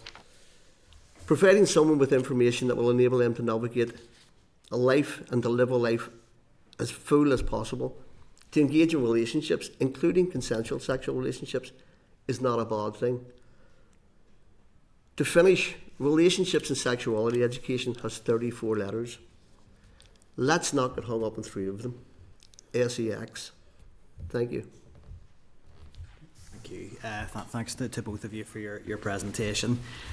I'm going to start with a question about what a good RSE lesson might look like, because we haven't had many people here who actually do deliver this. So, I mean, a lot of the things that you said around what you think good RSE should be: non-directive, enable open and honest, respectful discussions. It's not about changing people's minds. It's about helping to make informed choices. So with all of that context there, could you help set out, because I think sometimes we have these conversations in a vacuum. You know, we're not in a classroom here. What would the shape of a good RSE lesson look like? I don't necessarily mean the topics, but just the approach of how it's delivered, how the conversation's facilitated. Is that something you can speak to? Before we deliver any programme, we have an initial meeting with the group or the individual, just to get to know them and for them to get to know us. That enables us to allow both parties feel comfortable within the conversation. We have a conversation around what the group feel and what are we going to talk about. Most of the groups that we come to work with, most of the classes know why we're coming. So the teachers will have said, Informing Choice is just us who's coming in to deliver a programme on. So we would meet with the group or the class, and we would have a conversation just around what they feel they want to learn about. We encourage the group or the individual to talk about what they already know. So that gives us a baseline to start with. We normalise the use of languages right away. We tell the group, the pupils, that we're going to be talking about growing up, change, different puberty, body parts, and things like penises. And the giggles start. And then we work through that. And once you work through that, you create a safer environment for the young person to feel relaxed. We acknowledge within the group that there are some who are less likely to join in. So we build that. We take time, we encourage that. And from that, we then begin to build a programme. But each of the programmes are built around personal space, boundaries, permission and consent and choice. And we start with, what are your understanding of those things? What do you think that means? And we use all means. We have a little comic called Bubble Bear that we use and designed. We have used Ferrari pit lanes. We have used we've used Simpsons, Flintstones, whatever the person can relate to look about what personal space, what boundaries, what permission, consent and choice means to them. Once you grasp those 5 areas, you can then deliver any programme you want. Just to comment on that point, I see even before we go into school to deliver the lessons, we'll engage with parents. So we'll offer schools a parent session before the lesson. So if they want to come along, hear what their children, young people are learning, we'll discuss through the content. We can provide them resources beforehand. And we'll say to the school as well, if anyone has additional questions, we're happy to discuss them as well. So it's about ensuring parental buy-in so they know what information their young people will be getting. So then when the young person goes home and discusses it, they're getting the same information that we discussed. Just in some general areas as well, because I know from speaking to young people in terms of how RSE is delivered, RSE shouldn't be delivered in large assembly halls with an individual talking at 100 plus people. I think that isn't the environment that people feel comfortable in. They're not going to ask any questions that they wish to in that type of environment. We shouldn't be separating out in terms of gender as well. So I think in terms of small classrooms as well, it is vital to have those conversations so that people feel that they can speak, that they understand and are comfortable with the lesson. In terms of the parental engagement, this will be my last question. In terms of the engagement you have with parents, what's the sort of level of opt-out that you would see once you've spoken with a group of parents? What sort of levels of opt-out do you tend to see? You mean in terms of opting their young person out? Opting their young person out. Very rare. I mean, I always quote, and people are sick hearing me saying this, I won't name the school or the area, but I remember going to talk to a group of parents, and it was a grandparent who had care of her granddaughter, who sat in the front row and glared at me for the first 15 minutes of my presentation. And I noticed the glare go as I spoke. And at the end of it, she came up to me and quote unquote said, "You're very lucky." And I asked why, and she says, "Because I came here to slap the bake of you." And I says, "Why?" And she says, "Because you were coming here to talk to my granddaughter about sex and having sex." And once she heard what we were there to talk about, personal space, about boundaries, about permission, about consent, about normalising body change, about puberty, about menstruation, about engaging all of the stuff that her granddaughter needed to know about growing up, she was delighted. That young girl followed our programme throughout the school, not just a year, throughout the school. We rarely lose a young person once we've got the parents on board. And we rarely lose a parent once we've got those on board. Helpful, thank you. Michelle, you were next. Thank you, and thank you for your presentation. Really enjoyed reading your briefing as well. You've touched on Charity has touched some of this as well. I think we've talked about a lot of these things on a very surface level, and I think that was good to get into that kind of idea about what a good lesson looks like. We met recently at our round table, and I do have Bubble Bear with me. It was just interesting. You talked a lot about age appropriateness of materials and tailoring, and that is one example. And it's a comic. I think now everybody tries to do everything on an app or something visual. So could you tell us a bit more about how you put together resources like that? What's the process in terms of engaging different stakeholders, and how do you measure the effectiveness of those kind of age-appropriate pieces of materials that are used to deliver the lessons? Do you want to take Bubble Bear and then I might take the animation? Yeah, I mean, Bubble Bar came about many years. I don't know if you've seen someone draw the little teddy bear with the circles. Yeah. So I was working with a young guy who had difficulty understanding personal space. And I'm racking my brain to think about how do I get this young guy to engage, or how do I get this young guy to understand that. And so I drew the little bear, and I named it My Space Bear. And he bought right away into that. And Bubble Bear is a flow from that. When you walk into a group, you will find out their learning style very quickly. We work with teachers, we work with parents around what works, what doesn't work. And so from that, we develop our own resources. It's the old adage, the greatest resource is the one in the room. And it is up to us as our project officers to think and to go back. We have conversations, we've team meetings around how are we going to present this, how are we going to present that. And from that, we can develop resources. We have an award-winning CD-ROM, it shows you how old it is, that was developed working at an RSE curriculum and programme that was developed in conjunction with schools. So this has went to schools as well. I was at training on Friday with several schools, and they all loved it. They feed into us in terms of different scenarios that Bubble Bear and friends can go on. So we have Bubble Bear on social media, we Bubble Bear going to the cinema, we Bubble Bear going wherever. What we do is then we would trial and error with various groups or with parents and schools, and then we chop and change depending on feedback. And that's in relation to Bubble Bear. We also had mentioned consent and sexual consent as a topic. So one of the things we realised when delivering lessons in schools is a number of the apps or a number of the animations around consent, they use analogies in relation to cups of tea or in relation to pizza toppings. But then when working with individuals with learning disability, you could spend the entire lesson discussing that it isn't about a cup of tea. So the language used needs to be understood. So we work to create a sexual consent animation that specifically references sexual consent.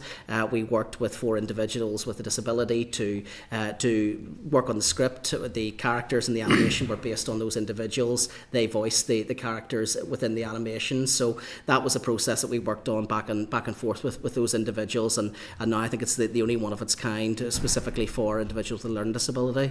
So that's another way that we use resources. I think it's very important there just to highlight what Roy said there about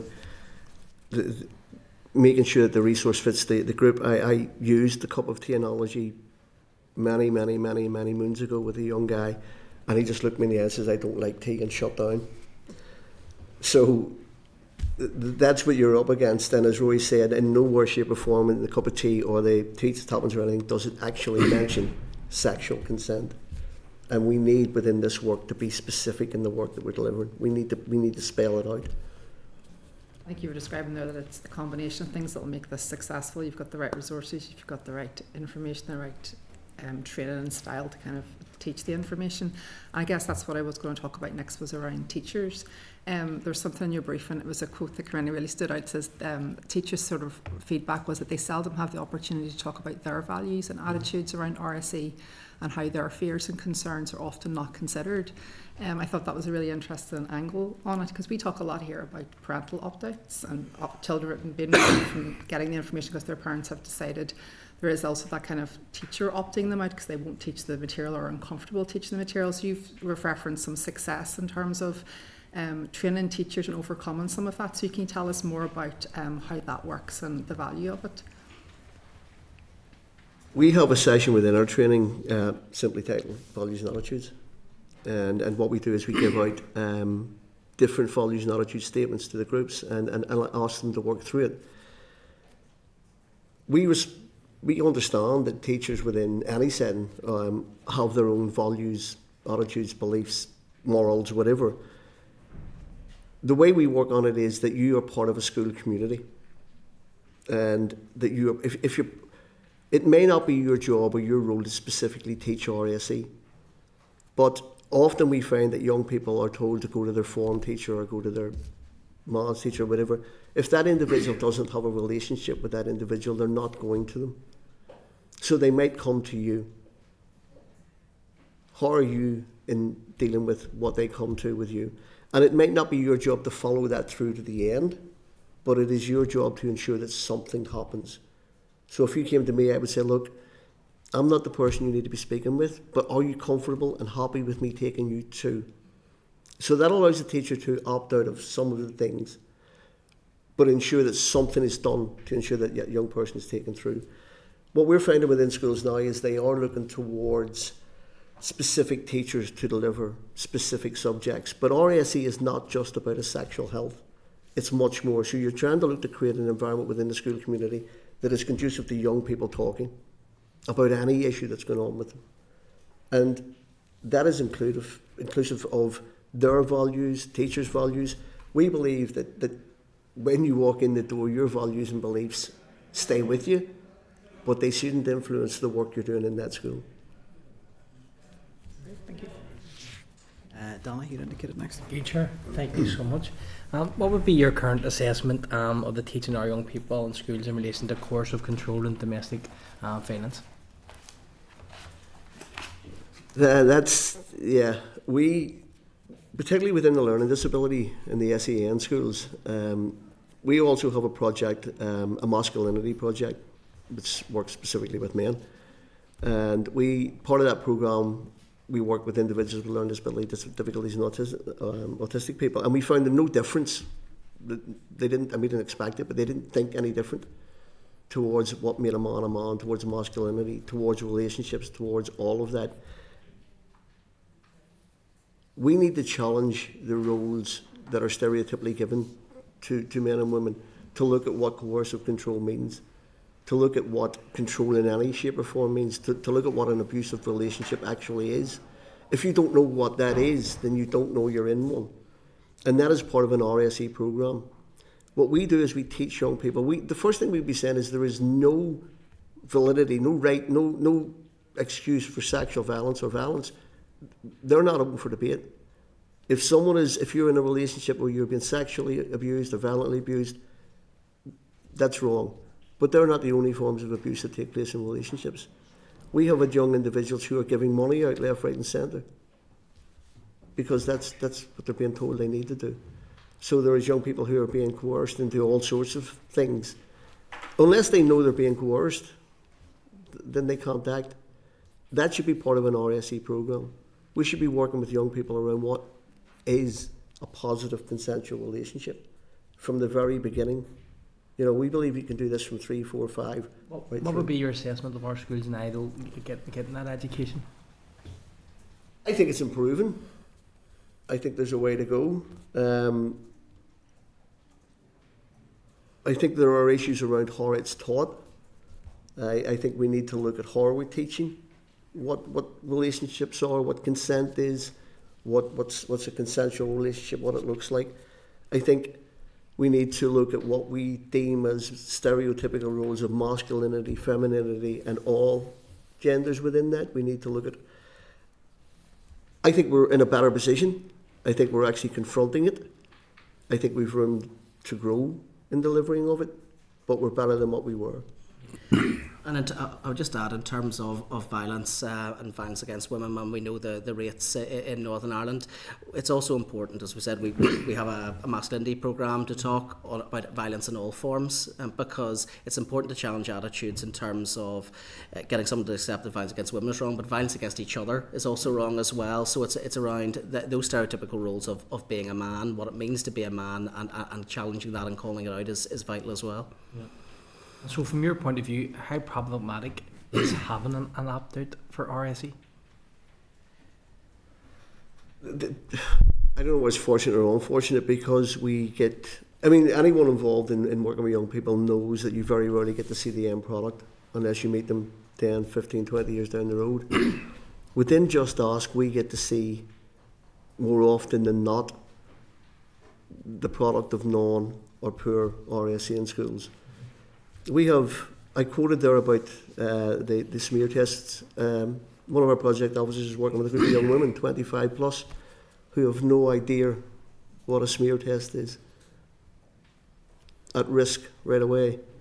We have had young individuals who have had no idea around consensual relationships, or what makes a relationship, or how it is, or what it does, or what's supposed to happen within one.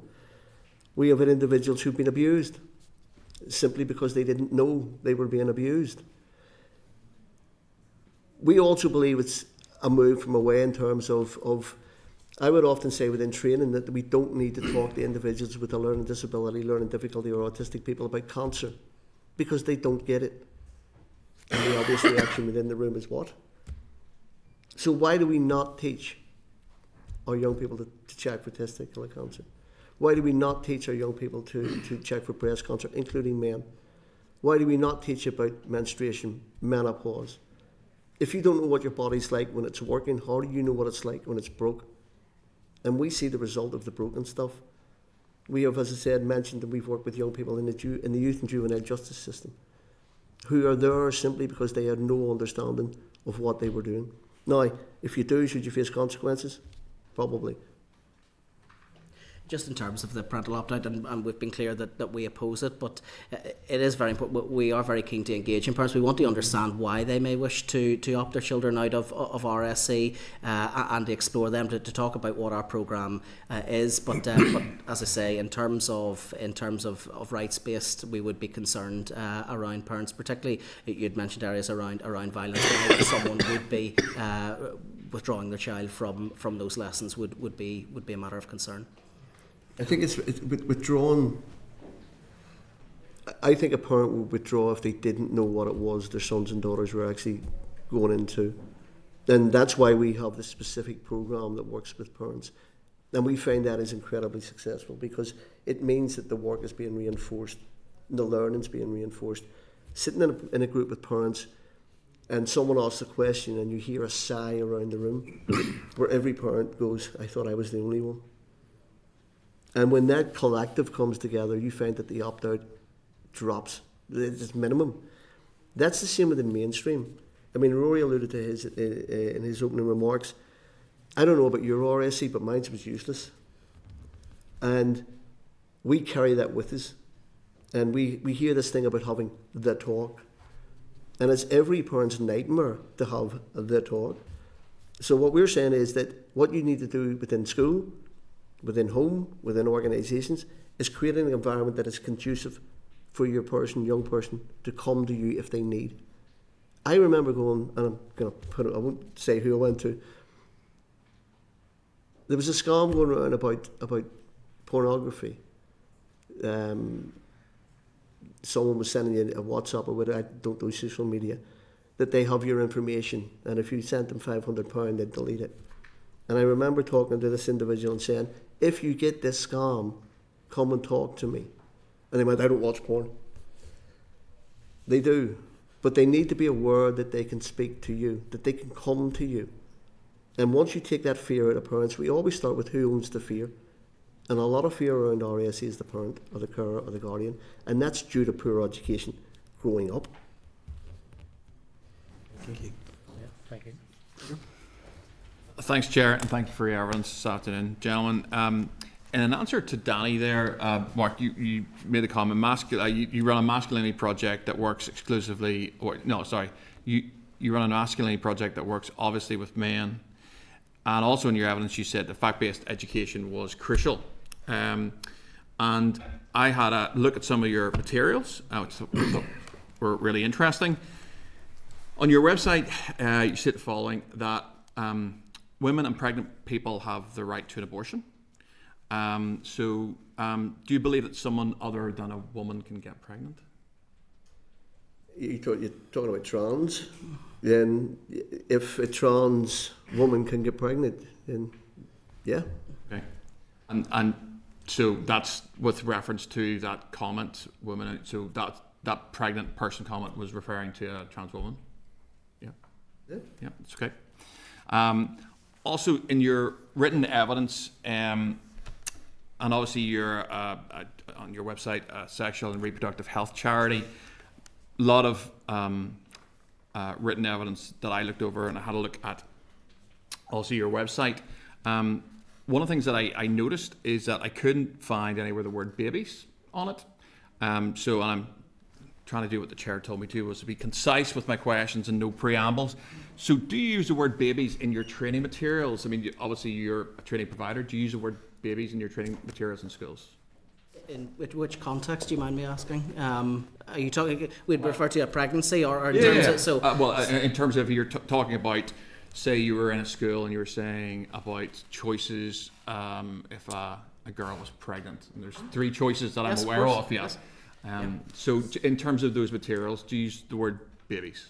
So in terms of yes, we're always we're a non-directive charity. So if someone is pregnant, they have 3 options available to them, which will be abortion, continue with the pregnancy and parenthood, or adoption. So we will use that language in terms of babies. We would use that referring for individuals who have been born. In terms of during a pregnancy, would we refer to the baby?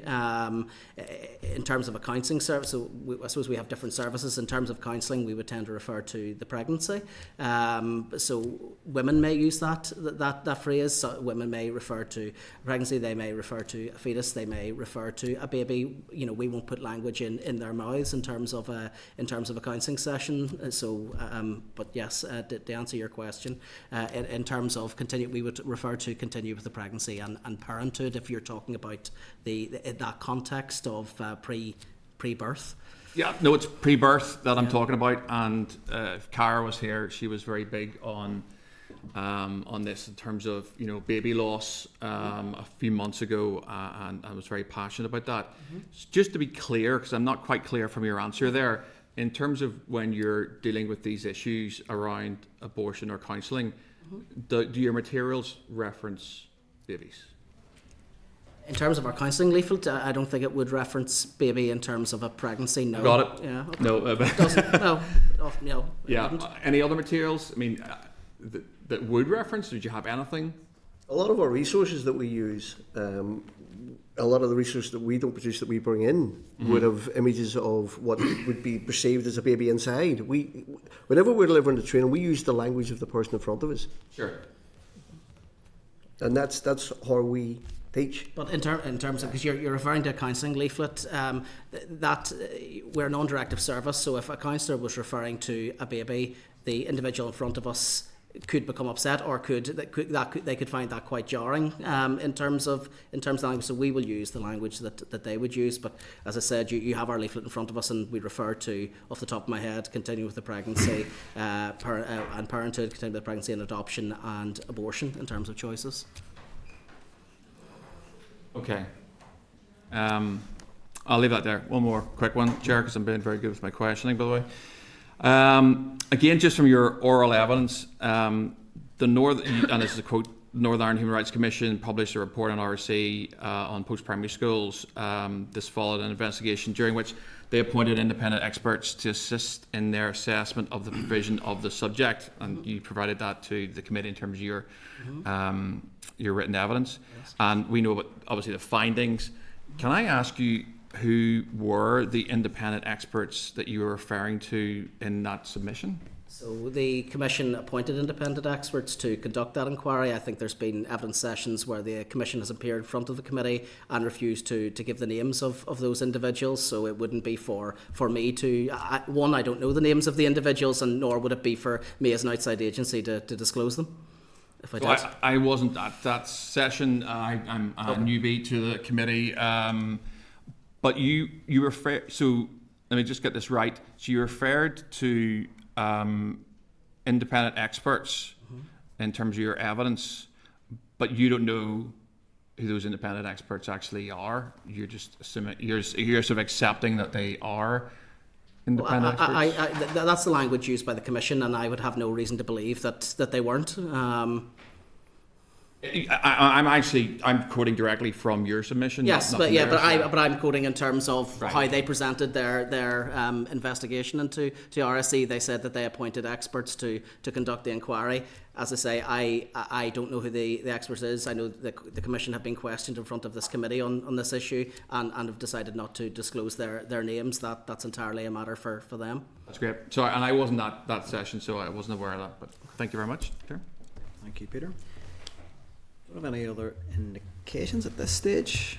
So I'm just checking online. There isn't anybody else wanting to come in. So, no.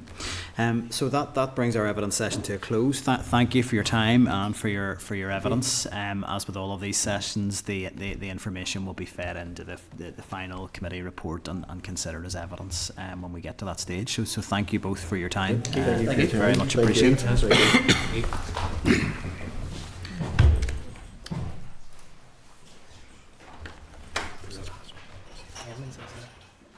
Okay, members, again, I'm not aware of any specific follow-ups arising from that evidence session, so we will again take that session, and that will be reflected in our deliberations into any final report. And we are caught up a little bit of time, but I think a comfort break would be appropriate for a few minutes, and then we'll come back for item 8 on the agenda. Chair, can I ask a quick one? Oh, sorry. Yes. Yeah, is that all right? No preamble. No, okay, no preamble. So I was wondering, could we actually contact Informing Choices and see if they have any material that they use in terms of this training that references babies? Is that a committee happy enough with that? Danny's clearly not. He's looking really I don't perplexed. see the point. I didn't see the point in the question of the data. Well, I'm just what most women, if they're pregnant, would say they're carrying a baby. I would have thought, and I thought then it was unusual. Maybe you don't feel it's unusual, Danny, to have an entire charity that doesn't use the word baby. Is that not unusual?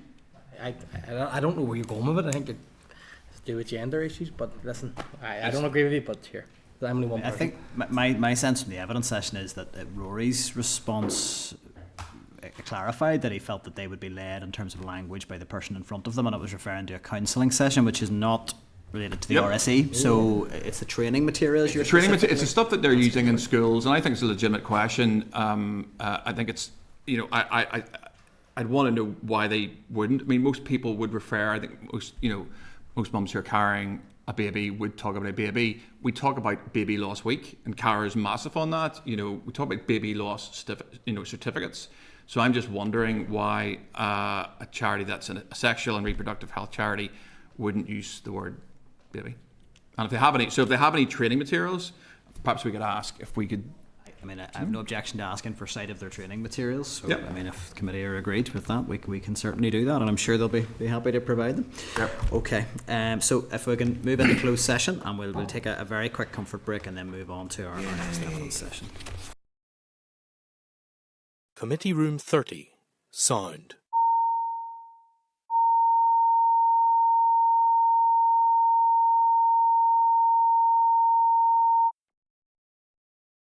Committee Room 30. Sound.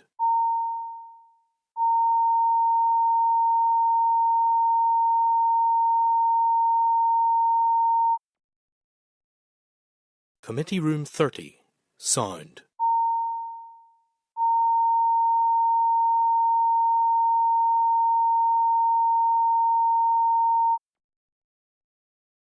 Committee Room 30. Sound.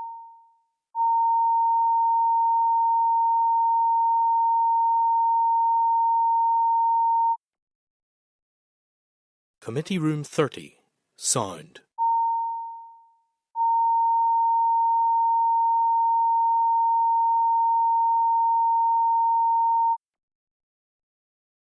Committee Room 30. Sound.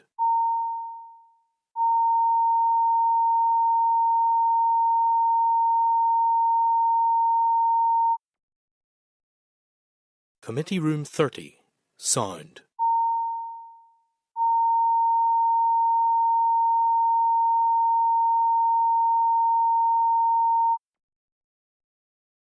Committee Room 30. Sound.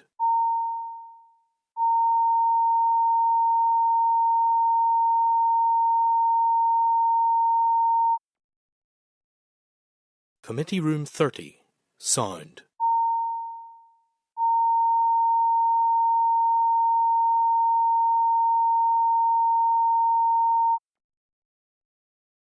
Committee Room 30. Sound.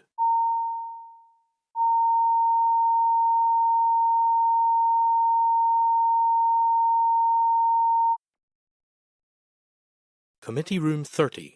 Sound.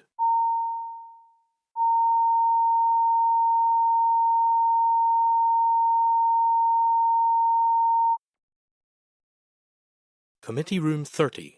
Sound.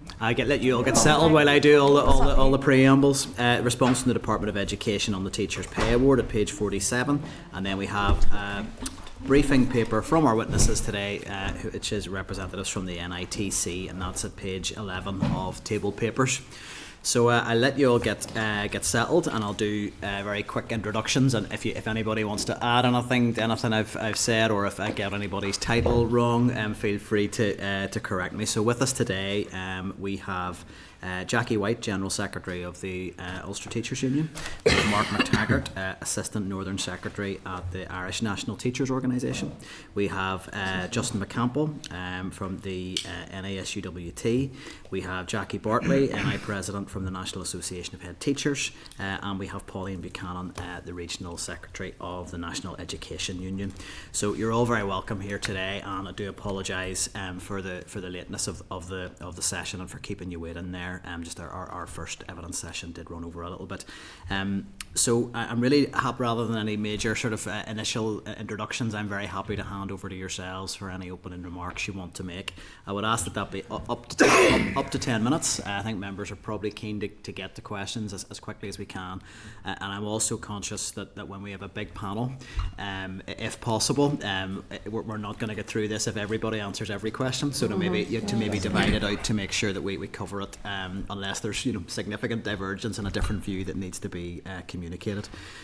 We'll try and keep it to 5 minutes per inquiry from each member, so probably needs witnesses and members to work together to get to the issues, because I know there'll be a lot that we want to cover here. So look, that's all of the initial stuff from me. I'm very happy to hand over and just to thank you for being with us here today.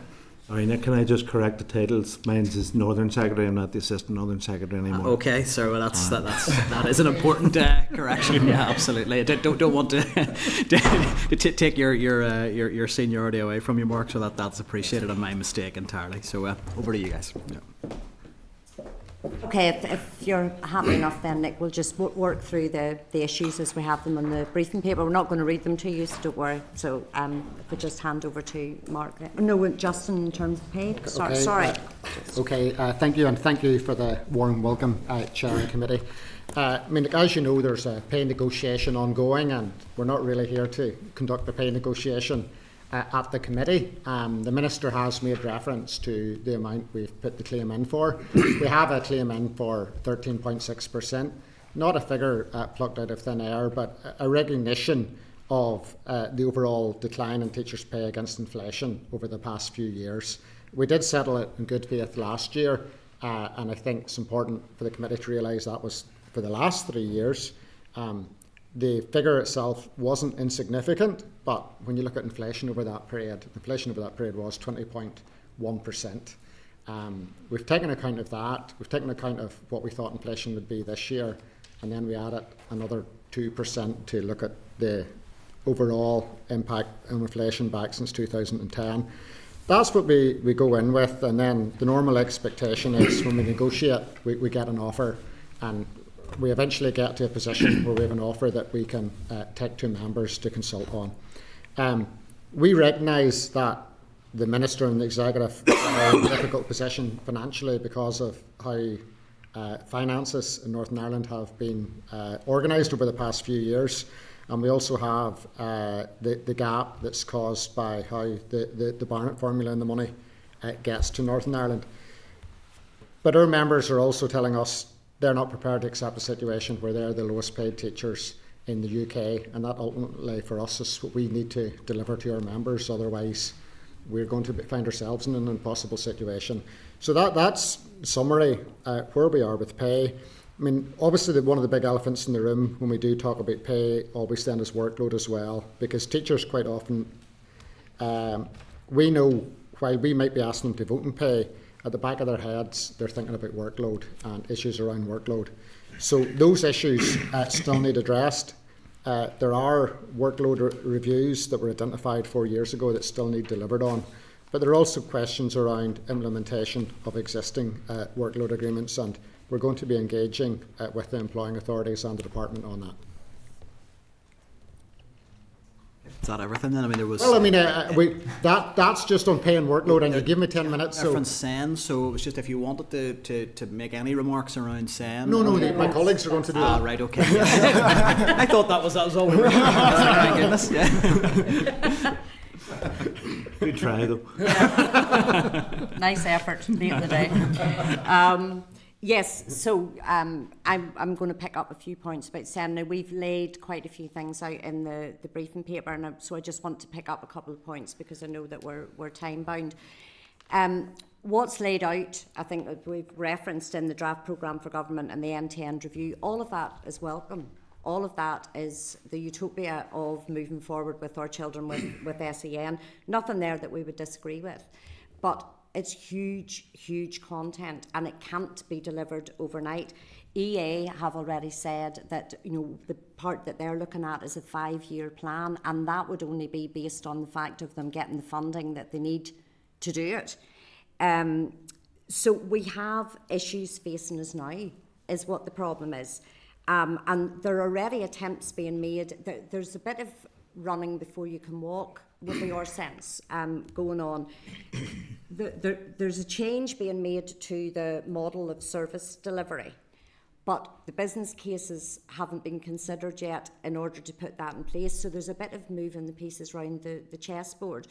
And one of the huge issues about it, I think, is that the teachers who are working on those teams, they're not really being properly informed as to the way forward. There's a bit of confusion going on there. There's a sense that they are going to be moved towards training the teachers as opposed to delivering a service, and that's simply based on the fact that there isn't the funding in order to augment the teams and have more bodies on the ground, if you like. And there are various other, I mean, there's a helpline has been put in and so on. So there are movements forward, and to be fair, the employing authorities are trying to do the best that they can or make steps in that direction in order to improve things. But we know that, especially with the new SPIMS opening and those kinds of things, that there are huge, huge issues out there. And I suppose we've got a couple of short-term... We don't want to come here and cite all the things that we already know and say, oh, that, dear, that's terrible. We're looking at some sort of what we would see as some sort of short-term solutions, really, or ways forward. And one of the things is that we were considering actually in recent days is that we have a wealth of expertise and experience out there in the system. We have got teachers in SPIMS, teachers in special ed, we have got SENCOs, we have got fabulous people out there. I have referenced in the paper we would like those SENCOs to be non-teaching. I think it's an impossible job at the minute if you're trying to teach and plan for a class and be a SENCO at the same time, and that doesn't matter what mainstream school you're in. We know that the issues are rising because we've 1 in 5 children and so on. But tap into that expertise would be our suggestion. If we have got limited funding at this point and we're waiting for other funding to come through, why not? Is the time not right actually to go to the expertise that's out in the system and say, okay, where would we go first here? What would be the first priority? What would make the biggest bang for the buck, if you like? Because at the minute there is that sense that these things are being done to the workforce instead of with the workforce, and you have expertise out there, and that doesn't create more funding. But while we're working with what we've got, surely we should speak to those who are on the front line and see what the best way forward is. One of the other things I just wanted to bring up too was the TNC 2011-2. I haven't included it in the papers. It was something that I thought of afterwards. The policy statement on tackling violence and abusive behaviour against teachers. Now, I want to stress very much that this is not what's happening out in the system is not the fault of the children that we're dealing with in the system, not at all. But we have concerns as these things rush forward very, very quickly, that there are issues around the safety of the children and the safety of the teachers. And very often we're having teachers in harm's way because they're trying to protect other children in their care. And we have had this policy statement since 2011, and it hasn't actually been implemented. And the idea is that if there is an incident in the school, and this is not, the child is not referenced, if you like, simply an incident, that those incidents would be recorded, and according to the agreed policy, what's supposed to happen is that those then are reported back to the governors, who report back to the employing authorities, and that's reported then generally on an annual basis. Now, what we're looking at is, if we had that in place, and we've been calling for this for quite a long time, it allows us to map where the problems are. Are they in the SPIMS? Are they in the special schools? Are they widespread throughout the system? And if we're working with limited resources, at least that data gives us a springboard to sort of move forward and try to put the resource where it's going to make the most effect. Because we do, I mean, it is at the point, and I'm not here to tell dramatic stories, but I mean, just in discussion, we're aware that we actually have considerably more than one teacher out there who has been asked very tactfully by a GP, are they a survivor of domestic abuse, simply because of the bruises and the scratches and the things that they're getting in their day-to-day life. These are not teachers who have put in any kind of a complaint. These are teachers who have actually come to think that this is what part of the teaching is like. And we need to look at getting the system regulated in a way that we have protection where it's needed for the children and for the teachers, and somehow start to resolve it. Because whenever you haven't got the system in place to manage the overall behaviour in classroom, and the pupil-teacher ratios are far too high, the special schools are oversubscribed, that all of those ratios are going out of sync, and that will impact on the educational attainment of the children. So we need to look at the system, look at where we need to intervene, and then try to get that resource where it should be, whilst look, we will take all of those things that are laid out. It looks wonderful, and it will be wonderful if we get there, but we're aware that we're working in very sort of stringent circumstances. Thank you. Anybody else looking to? Yeah, good afternoon. Just in relation to governance, we just wanted to raise the majority of our governors, as we all know, do a wonderful job, great job to support school leaders, school leadership teams, and of course the school community. But there has been some worrying incidences where we feel that governors have stepped outside the remit of what the role is. And they're not following TNC documentation, agreed policies, procedures, and so on. And we're highlighting the aspect of accountability, and we're very aware that other public bodies, for example, have accountability frameworks in order to support school leaders, and that accountability function within the remit of those TNC agreements. And it's very difficult when you have a subcommittee of a board of governors being accountable and judging their peers, and we just feel that that's something. I know that there would be legislative change around that, but we feel that it's a very difficult situation to put a school leader in a situation where there's no accountability framework which can be seen to be fair and equitable, which is used by other public bodies as well. And I suppose the employing authorities do have the tools and the functions to be able to get over those issues, but sometimes that can lead to conflict as well. And that independent accountability function will give more autonomy to boards of governors to ensure that policies and procedures are being followed. And I suppose it also ensures that, you know, our employing authorities who are taking time to resolve those conflicts could be using that resource in other ways, particularly within SEND, within other areas as a school leader we know we need to have on the ground. So just raising that for the committee. Thank you. Okay, just one of the other things that we're concerned about are the priorities of the Education Minister don't always match the priorities as set out in the programme for government. We all understand them and we agree with the the work on special educational needs and the early years.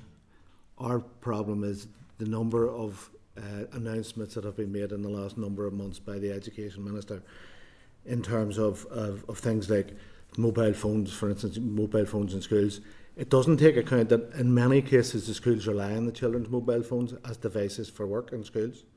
So if they have the mobile phones removed from them, the school doesn't have the resources, electronic resources and things like that, which are now necessary in many schools.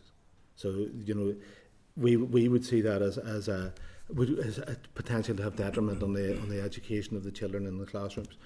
I mean, he has talked about putting an app on kids' mobile phones for CPR and learning CPR, which, given they're going to have their phones taken off them in schools, so it doesn't seem to work out and run properly through. The extension of the school age to 18, well, we're quite happy and we would support it. It doesn't seem to have been thought through properly because there are a number of things in terms of finance which haven't been taken into account. The fact that, for example, in grammar school, a child who starts a grammar school at 11 isn't certain to finish a grammar school at 18 because there are a number of cliff edges, especially in grammar schools, where children are removed. So, you know, unless there's a commitment from the grammar schools to say once a child comes in, they will remain with the school, there will be issues around that.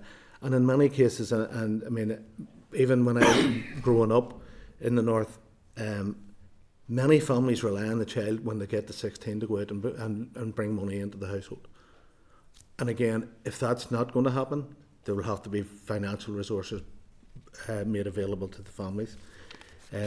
So the one big issue that we have then is the fact that the Minister is looking to set up another employing authority. He has looked at the Independent Review of Education, and the Independent Review of Education actually says that they needed to look at the Education Authority and look at how the Education Authority supports controlled schools. But the Minister has gone and he is looking at the Controlled Schools Support Council as the people who would look at that and take over the support for controlled schools. Our concern there is where a particular ethos is coming into a school, it could have a detrimental effect because this would affect special schools. It would also affect controlled integrated schools, and it would also affect controlled Irish medium schools. So the ethos of their schools could be changed because of how things are. You know, nothing is cheap. You look at how much money it costs to run CCMS. What the Minister is asking this new body to do is one of the functions already of the EA. So, I mean, in reality, while there are things which need to change, the Independent Review of Education doesn't ask for an additional body. It asks for the EA to use the resources that it has more wisely. And that's a concern that we have, that we're in a position where there's already strained resources, the money's not available, and yet the Minister seems to be able to find funding for things which are outside the programme for government. You looking to come in, Pauline? That's all our topics. That's Thank you. Okay. Look, thank you, and I appreciate there's a host of topics that you could have covered, so I appreciate you focusing in on a number of areas for the committee to look at. And I would say probably members will want to pick up all of those that you've raised. Look, I'm conscious, Justin, of your remarks about not wanting to conduct your pay negotiations here in this room and that you won't be able to do that. So I do want to ask a couple of questions around the industrial relations aspect. I think before I do that, I just wanted to put on record that I think as a committee we'd want to extend our thanks to all of your members for the work that they do every single day in schools. Schools are hugely under-resourced and under a lot of pressure, many of which you've articulated, and I think I would just want to put that on record that as a committee we value the work that is done every day by your members in our schools. So I think that's important to note. One of the things I noticed in your written briefing was you mentioned that in terms of the engagement around the pay claim, there had been no direct communication with the profession. Is that still the case from the Minister in relation to the pay claim? Well, I think that had been a discussion around what might have been done that might have helped avert the action, and I think at one point we talked about if the Minister had followed maybe the example of the Health Minister and making a statement, you know, around where we would end up, and we can get how that can be difficult to do, but really that was the reference in terms of a statement from the Minister to say, well, he's going to deliver what we need. Given the context we're in and the pay claim, obviously we have no sense of where that sits in terms of a resolution. How would you describe the morale among your members in the context that we find ourselves in? I think there's a mixture, and I think Jackie's outlined clearly what we're hearing in special schools, but among then the generality, there are issues around workload and how the existing workload agreements are being implemented. And I think that causes a lot of the frustration. A lot of the frustration is also with the pressures, because we can negotiate good agreements, but then when you get more pupils crammed in than your room's designed for, and there's then becomes almost like a moral pressure to keep doing more and more. And I think that's what's really impacting on teachers, that they're saying, well, how can we keep doing more and more with less and less? And I'll come to workload in a moment. Very recently we had a budget briefing from the department, and based on those papers and then what came through in October monitoring round, my just quick look at it, department looks to be, by their figures, about 20 million short of the funding they need to fund inescapable pressures. Those inescapable pressures did note a pay claim, which was, I think, budgeted for at 5.5%, which is would get us to pay parity, I would imagine, and that was about a 48.5 million. So look, I don't think anyone's doubting the financial pressure the department's under. Although I would add, we didn't get a breakdown of actually how those pressures were arrived at. They were fairly broad headlines, so we don't really know what the budget lines are within those. But I think we should note that the financial pressures, and again, you may feel the extent to which you can or can't answer all of this question, but given that context we're in, financial pressures are there, but that we know it was detailed clearly by the department the sort of quantum would be looking at. What would be the impact of not delivering a resolution to the pay claim quickly? So within the next number of weeks, what would be the impact? Are we looking at strike action? Is that where your unions are at? Is it action short of strike? Or is there scope to resolve this without resorting to industrial action? Well, maybe work backwards. I think there is scope to resolve it. But in terms of where we are at the minute, all unions' ballots finish at the week of the 16th, and there wouldn't be any industrial action until January. So if something could be in place before then, there would be no industrial action. If we can't reach agreement before then unions will be taking action. How that's going to work out hasn't been decided yet, but certainly the unions are committed to working with each other to making sure that we work in tandem with each other on that. Could well be strike. I would say action short of strike is an almost certainty if it's not resolved. I think we're all conscious of the impacts of action short of strike and how the impacts that did have on the education system. I'm sure everyone around this room would hope that we can come to a resolution on that. I'll move on to workload and then open up to other members. So your briefing sort of described it fairly sort of bluntly as limited progress, that not a lot has happened. I've been asking quite a few questions of the Minister around this, and I get sort of a lot of phrases back that it's a work in progress and that there are work programmes scheduled and ongoing, and that we're looking at a time scale of between December and April for resolution on some of those. But it feels to me quite unclear. We don't even know how the impact of any of this would be measured. It all feels a little bit nebulous to me. So from your perspective, could you set out what has been done? So since the Minister came into post, what has been done, tangibly been done to address the impacts of workload, and where would you say are the priority areas that need attention right now?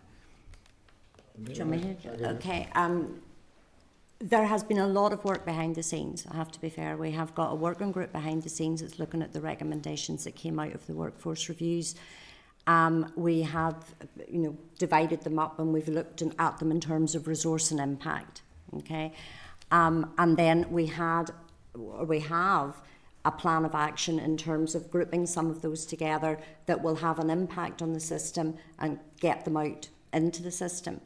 I feel as if the momentum has picked up slightly in recent times. Now, our problem, you see, in terms of the potential of action and so on, and it's a problem that we've been citing for a long time, is we have had these recommendations sitting in front of us. We haven't got an actual path to move them forward, And therefore, whilst we here are aware that there has been a certain amount of progress behind the scenes, our teachers have seen nothing. You know, we've had the time budget stuff, but beyond that, we haven't been able to actually address those other issues around the outside. Now, we are sitting on the brink of getting some things out, and we know that there have been draft timelines, which I think have been disrupted slightly in the last 2 or 3 weeks. But that we had looked at things launching maybe in December and January and so on. But we need the will on both sides to do that. It needs to be done in a way, and we've made this point, that's not just, you know, a communication out to schools to say we're all now doing this, because you're talking about a culture change here. You're talking about something that has built up over a long period of time, and an awful lot of the things, we've made this point before, that were involved in Action Short of Strike were actually things that teachers should never have been doing in the first place. So there's a whole culture has blossomed around what are we supposed to be doing and what's the best thing we should be doing in terms of the teaching and learning. So there has been, to sort of short answer, there has been progress, but there hasn't been progress for those teachers out in the system and school leaders. And that's where our problem is. And to be frank, they're starting to get a little bit tired of us giving assurances. And I think that was why we sort of wanted something potentially from the Minister to say you're being considered, you're being thought about, not negotiating in public, but you are to the forefront of the thinking, because they're not seeing that out there in schools at this minute in time. So progress for us, no progress at the chop face. Well, that shows my age. The smart board front, whatever it is now, I don't know. Can I ask him I'll ask this very for a very brief answer and then move on. You did reference time budgets, and when I speak to teachers, they are incredibly frustrated because they feel that the time budgets don't reflect the actual job that they're doing. When I speak to principals, they feel extremely frustrated that they don't see how a teacher can deliver the work that they're required to do in the 1265 hours. So it seems like a circle that needs to be squared somehow. What would your assessment be? Are time budgets fit for purpose? Are they the right model to actually deliver the balanced workload, or is there something else can be done? There is a problem, and in many ways we're in a cycle of, you know, getting a pay offer, polishing off a workload agreement, and then things are going wrong at school level, and members are saying my workload's as bad as ever, and we need to figure out a way of breaking that cycle, that we can manage workload at school level. So time budgets, which weren't entirely new, I mean, they've been around since 1987, but they've never really been grasped in terms of using them. Now, I ideally would have hoped it would have been a way of budgeting rather than minute by minute, but in many ways that's how they're interpreted. But that's where you get one. I mean, I know there's been research done that said, you know, 30% of teachers still don't have one, even at this time of the year. So there's an issue around, when an agreement's reached, how do we make sure it happens at school level? A bit like Jackie referenced the one on tackling violence against teachers. It's been there since 2011. There's an annual reporting requirement in it. Doesn't happen. So we need to know what happens then to make sure things happen. And quite often the department gets blamed, sometimes rightly, for the workload that's pushed onto schools, but quite often it comes at school level itself. So that's, and because we have the governance structure where the employment function is delegated down to people who work with the principal, it's not like the rest of the public sector. It becomes quite a microcosm. It's almost like you're the only people in that building. So relationships, people don't want to fall out over these things, and workload builds up, tension builds up. Those are their own microcosm, really, and it's not like the civil service. So we need a way of making sure when these agreements are reached, they actually then happen and are implemented at school level.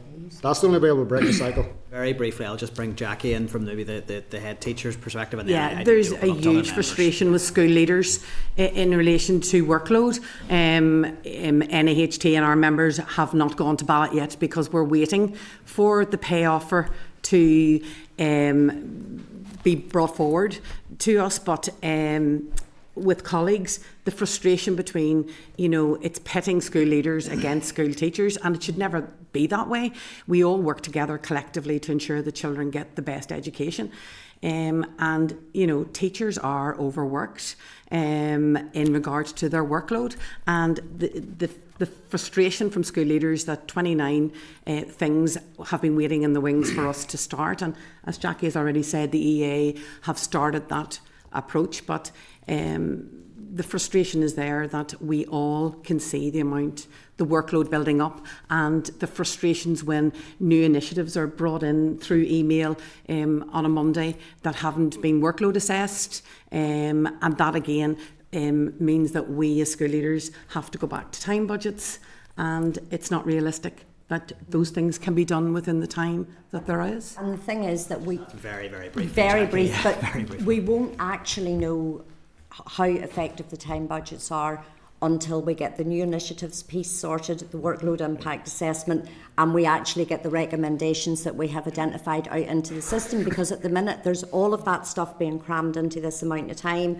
and it's not going to work currently, but we don't know where that will go until we get the work done. Just very briefly, one of the other issues that we now have is this has taken 4 years to get the workforce reviews to the point it's at.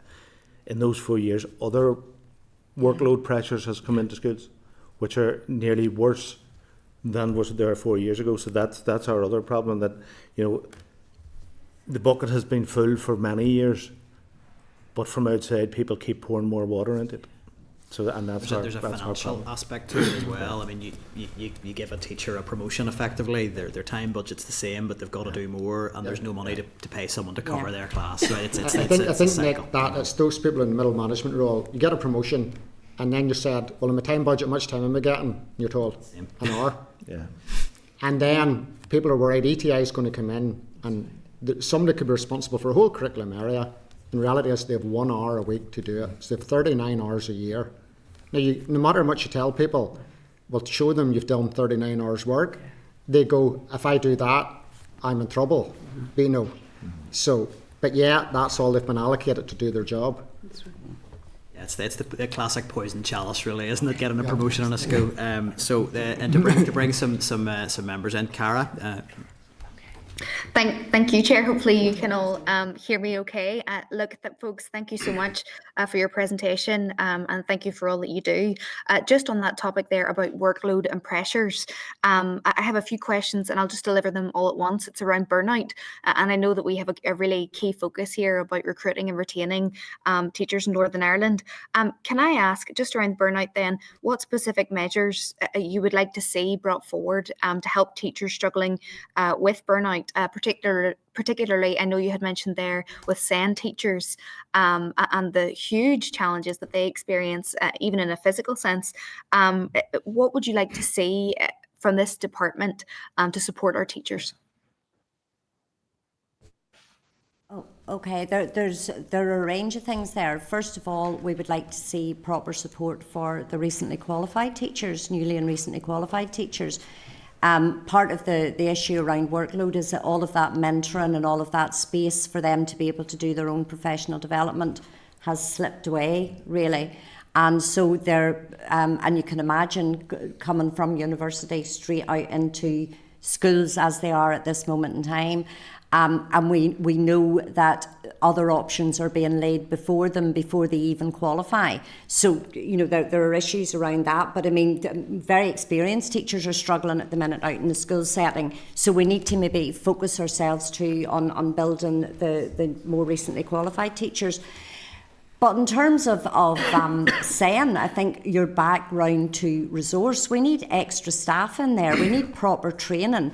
We need space for proper professional development in order to upskill those teachers. We've seen a huge change in the population. For example, in the special schools, some of which would have been MLD schools or physical disability schools, they're all now SLD schools.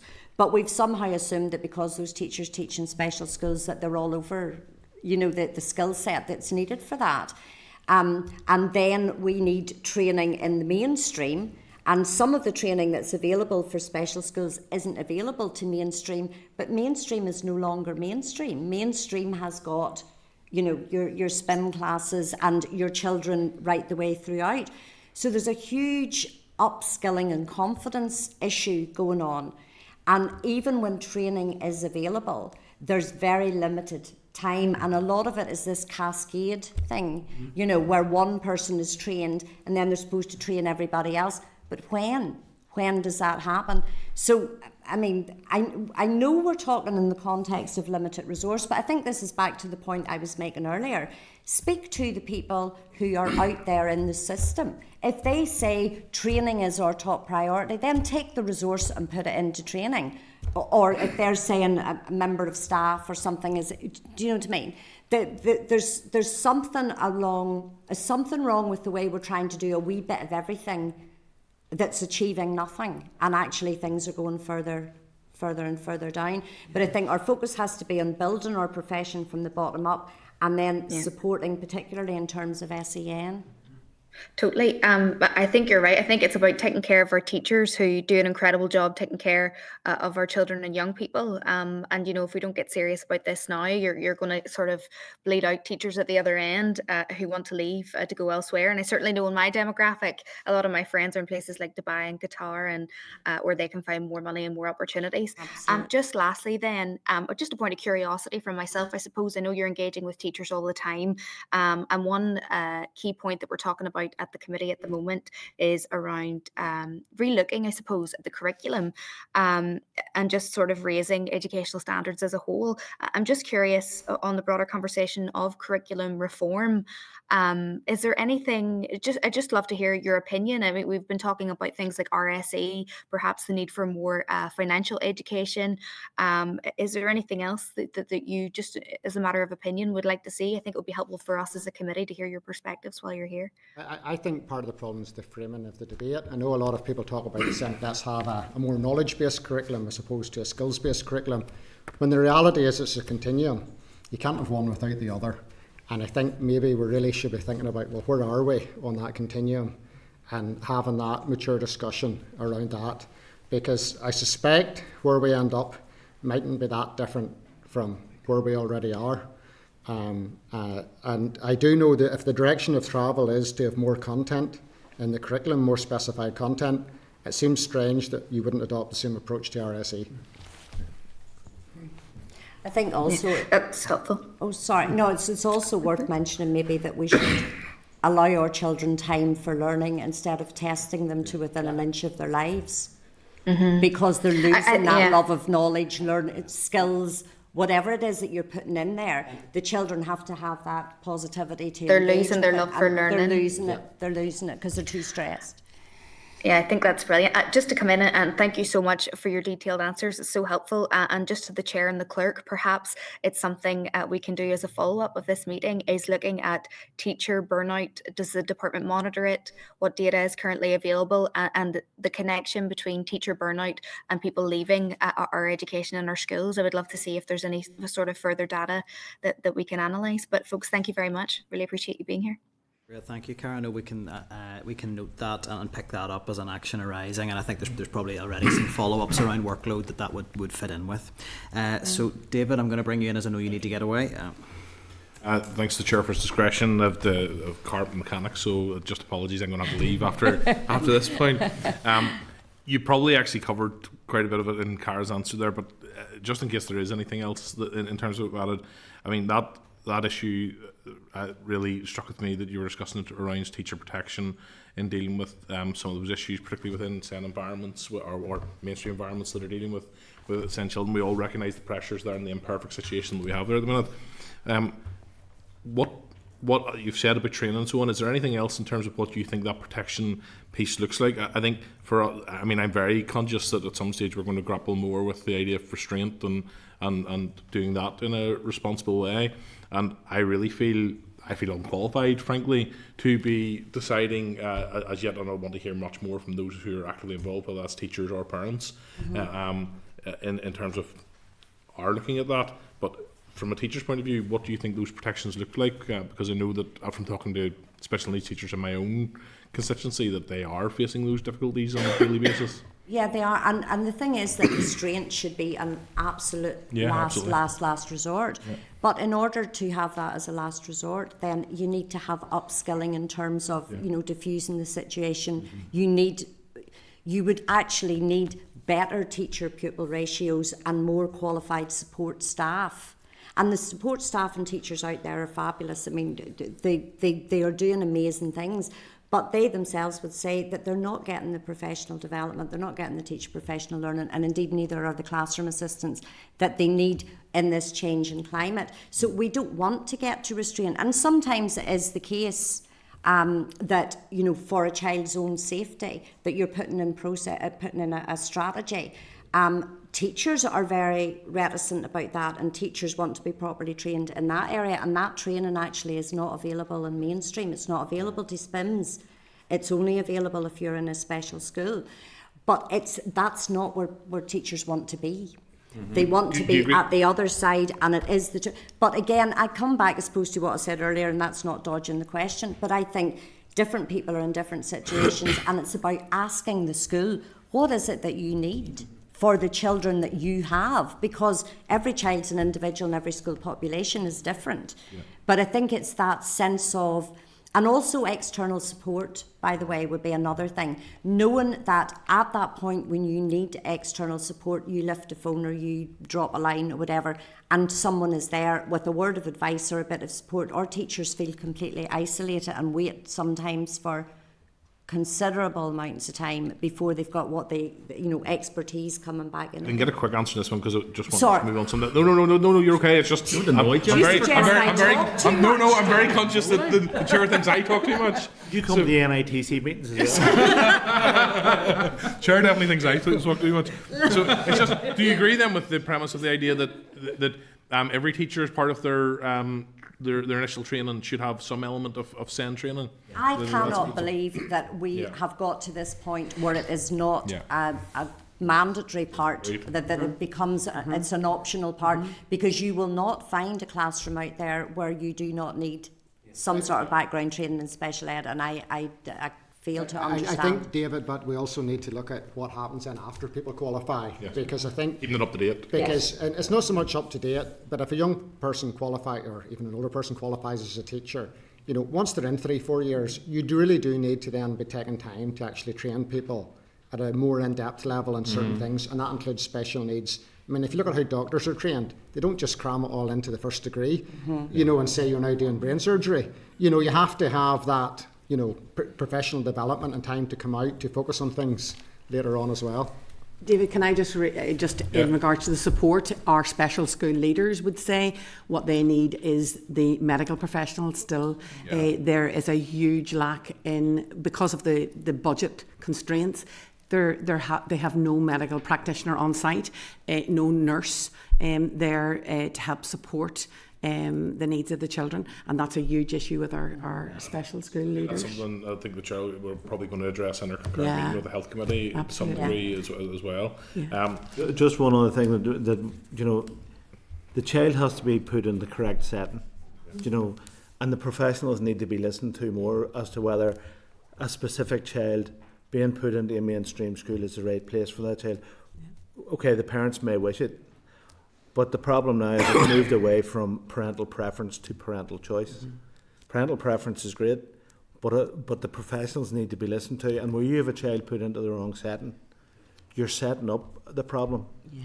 And as Jackie said, if you have kids and they're in too big a number in a small classroom, the teacher doesn't have room to move out of the way or to move other children out of the road of things that are happening. And that's where an awful lot of the problems happen for our teachers and for the children in the classroom. And I've seen evidence, and the Minister has as well, of schools, special schools, so on, being overfilled to some degree. And I think we all recognise, including that we are in an imperfect circumstance of trying to run to sort of catch up. I'll not another question, but I will say just I think in terms of the controlled school stuff, I think that is I disagree obviously strongly. I would say that that's about giving a fair voice and to what is currently an inequality, so that our controlled schools have that voice on the same basis as others and can be treated on a fair basis. So I'll not get into that. I'll hand back to Chair. Thank you for your discretion, Chair. Thank you, David. Thank you. And I'll not open that one up for a response. No, he throws Others may raise it in their questions. I just want to get a big bill from the mechanic. I just on Jackie's point around the medical professionals and health professionals in special schools, I mean, it's something that I hear consistently, and particularly real anxiety about the withdrawal of nurses from special schools and the hugely risky situations that puts our teachers and our classroom assistants in. And I think it's absolutely vital that the Education Minister and Health Minister work together to get a grip on that, because I hear stories from special school principals that would keep you awake at night in terms of the level of risk those schools are carrying. So I think that's really important to put that on the record. Michelle, you were next. Thank you, and thank you all for your time. I think we could do a briefing with every one of you individually, but unfortunately we can't. Where to start, really? I could pick up where David left off if you wish, if there was something more that you wanted to say on that. I mean, I guess I would maybe frame a question more around the independent review and how that's being implemented, or your thoughts on that. That element is one part of it. There are other elements that are being brought forward as a priority. We've talked about the managing authority. There's the extension of the school aged 18. There's a number of different things that the Minister's taken forward and he has prioritised. What are your sense of that? In terms of the managing authority, that obviously is adding more bureaucracy. It says in the independent report, less bureaucracy, and it talks about a single management authority. Is that something that you're on board with? Yeah, our view is a single management authority. So rather than creating a counterpart to CCMS, I hope nobody from CCMS is listening, but maybe they need to go. So you're agreeing with bring everybody, bring everyone and that creates into the equality, because you're all within one body as opposed to creating additional bodies. And then there does need to be thought around, I suppose, those schools that lie outside the existing employing authorities, because there are issues there, and particularly that's what we would find some of the governance issues, is that when they work well, they can work very well, but when things go wrong, they can go really wrong. So I think that whole governance issue needs looked at, and to see is that the best model. I suggest not, and that should be one. One model for operations on all schools. Just as, I guess, affirming that you're clear that the recommendation is one management authority. Yes. The conversation around this has been pulling evidence from the independent review to create a case for the management authority, but that isn't actually recommended in the review. I mean, I think if you had one managing authority, everybody would be getting the same information, and everybody would be getting the same support.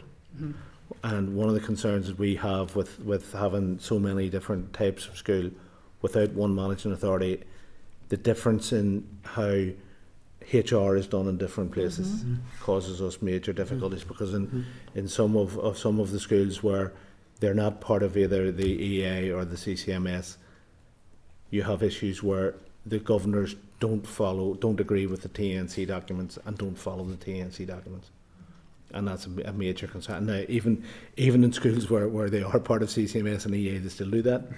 But if you have one managing authority, everybody would be getting the same information, everybody would be following the same thing. And I mean, let's face it, this is what was supposed to happen in 2012, 2013. For whatever reason, it didn't happen. And the independent review has basically gone back and said, no, he's made a mistake there. If that mistake could be rectified and have one managing authority, not only would it save money into the system, it would also mean that everybody was following exactly the same thing. I mean, one of the things that Jackie has raised on a number of occasions is the EA, for instance, are putting in something on social media. Social media, menopause, a range of things. So they're putting their own things in, which means in the CCMS schools, the teachers are following different policies. The classroom assistants and cleaners are following a different policy, which only is going to cause confusion. We would always say that any policy that's coming in, whether it's from the EA or wherever, should be a TNC document that everybody can sign up to. And this feedback you're giving us, have you provided that feedback to the Minister? Have you had a response around that yourselves? We raise it regularly with Well, no, the, we've regular engagement with the DE officials. We wouldn't Yeah. meet, as a matter of course, Minister, with the minister unless, I mean, we met him when we normally meet came into incoming office. ministers when they come in, but ultimately the management side is their task to negotiate with us, and you can't really that's go our go structure. round them. Mhm. Peter's plenty of experience though. I'll probably go and move to the SEN issue now. Just something that the way you were expressing yourselves around the issue of SEN, the end-to-end review. We're going to get something on that soon. I think it's been about 18 months in production. When the officials came to speak with us, the point that they made in terms of why that has taken so long is that there's been such extensive consultation. What you're saying today makes me feel like perhaps you haven't really felt that level of consultation if you've still got so many things that you're expressing here that you think are not being listened to, and obviously that phrase being done to them rather than with them feels like there's perhaps attached. Do you have confidence in what you know about that review, your participation in it, that some of those things that you've raised today will be addressed? Well, we got a briefing on the review, 2 or 3 weeks ago, Yes. and that really was first we knew about what was in the review. And when I'm saying done to instead of done with, at this point in time, I'm actually thinking in terms of the support services, because that's like the first step along. How do we get those support services? We're talking about what is it they're called now? Impact teams. Local impact teams, yeah. Local impact Yeah, yeah. teams. Mhm. Is that what they call it? Let's. It used to be integrated, and they've now taken And that now out because they felt people and were Impact confused, so it's now has impact. got, like, yeah. Mhm. it's an acrostic. Yes, it didn't make lit, it changed it to lit. But you know, the point is that that's sort of the first step, and I know that there are personnel in EA who are passionate about this and are trying their very best. I'm not taking away from that, because it's impossible what they're trying to do. But somewhere in the middle of it all, the teachers who are on the ground, who are supposed to be delivering, there's a breakdown in communication there. They're not quite sure what's going on. There isn't even there isn't the information as to, well, what is this going to look like for us? And so we're sort of starting off in a strange way. But what was presented are the sorts of things that the profession, I suppose, have been looking for a long time, or would have advised over time, which I think brings me back round to ask the experts who are there. They know what those children need, and they know what they need in order to do their best for the children. But we're only starting to, Yes, unless I missed missed Have they not something. been asked? No, Do you know what I mean? If you're saying ask the experts through this process, have those experts not been engaged with this I process? think one of the issues, and we find that. Very brief answer on this. Yeah, we find this often when we ask. They say they have consulted widely, right? We ask who they've consulted with, and they will say there's a group of people that they have consulted with. That we may never find out who those people are, right. And that's an issue. And we have concerns. Anytime we've asked that, well, we have such and such and such and such people, but they never give names. They'll just say who they are or where they're from. Thank you, Chair. Johnny? Thank you, Chair. Thank you. I suppose just going back to the briefing paper and some of the commentary, it is probably fair to say you are quite critical of the Minister's priorities. So I would suppose I'd ask, how would you characterise his first 9 months, and what would you advise to be what he should be prioritising? Well, I think if SEN is the priority, and I mean SEN really is the priority, if it was focused on one thing, if you could focus on one thing rather than jumping about, and focus the resources and focus the time on the one issue rather than, we're sitting in meetings and we have been told something which maybe members of his own department haven't found out, and we are telling his own department what's coming. For example, there was announcements where he had been in a school announcing something, and we were able to tell, and they didn't understand. They didn't know it was coming. So if he could, if there were the things that are put out into the programme of government, we would say those are the things that he should focus on. In reality, and as we've made it very clear here, SEN is one of the biggest issues for our members in schools, and it's because it goes right across every school. No matter what school you're in, you will have some issue around SEN. And I mean, when Jackie talks about you need a Senko in every school, a non-teaching Senko in every school, It doesn't matter the size of the school, the amount of work that a Senko has to do, no matter how big the school, how many kids are in the school, will be more or less the same.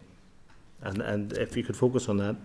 See that at this point. one step alone, Yes. that one step alone, we're going to do that for every school, and that would make a serious difference. And be under no illusion, the staff who are out in schools are prepared to weigh in behind anything that is going to make life better for those children and for the staff. They will be on board, but at the minute it's so that we don't have a priority or a step-by-step plan, and that's why I'm saying, you know, if we could find something, and we're not going to say what it is, that's what I'm saying, the people who are out there doing the job, if they were to identify one or two things that we weighed in behind to start, it would be a starting point. We can travel along that road, but we need to do something because it's not, they're not seeing any change in support, you know. And with officials in telling us that the end review on SEN is imminent, and you know we could plaster the walls with the recommendations that have went in the past, and my fear in it again is that it's going to be another policy, and it's going to be like, look at policy, but we're not worrying about how we're going to operationally do this. Yes. And hearing from what you're saying today is just feeding into that fear I have again that we're heading towards more cliff edges with placements.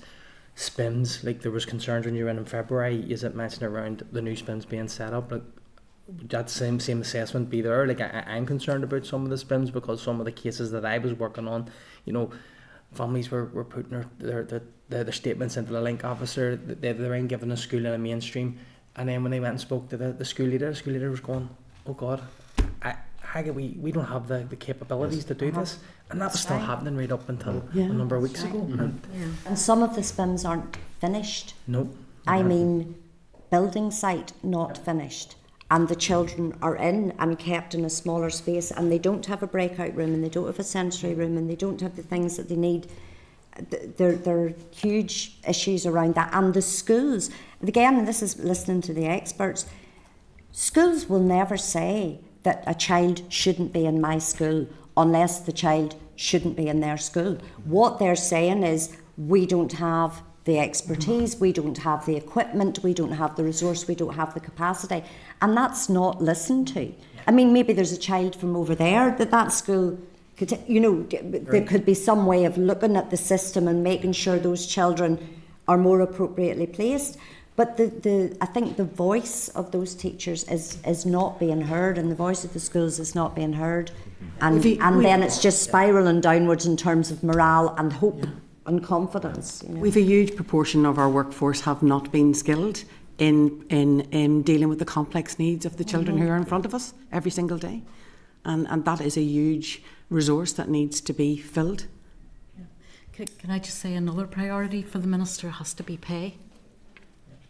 Has to be pay. It is the goodwill of our school leaders and teachers, especially around SEN, that are keeping it afloat at the minute, and that's why I'm really worried about the end-to-end review as well. I just think it's going to be another policy document, and the operational side isn't being prioritised because they're not listening to the people who are the front face of it. Thank you. Thank you, Danny. Kathy, you had indicated next. Thanks, Chair, and thanks, guys, for the presentation. Apologies, I'm not there in person for it. You've already mentioned a couple of times around Senkos, and I just wanted to delve a bit deeper into that.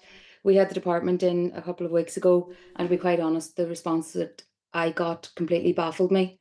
It was around the workload of Senkos and the removal basically of the educational psychologists and the workload going on to the Senkos. To be quite honest, I got huge backlash from Senkos and principals following that meeting, given the response of the department officials.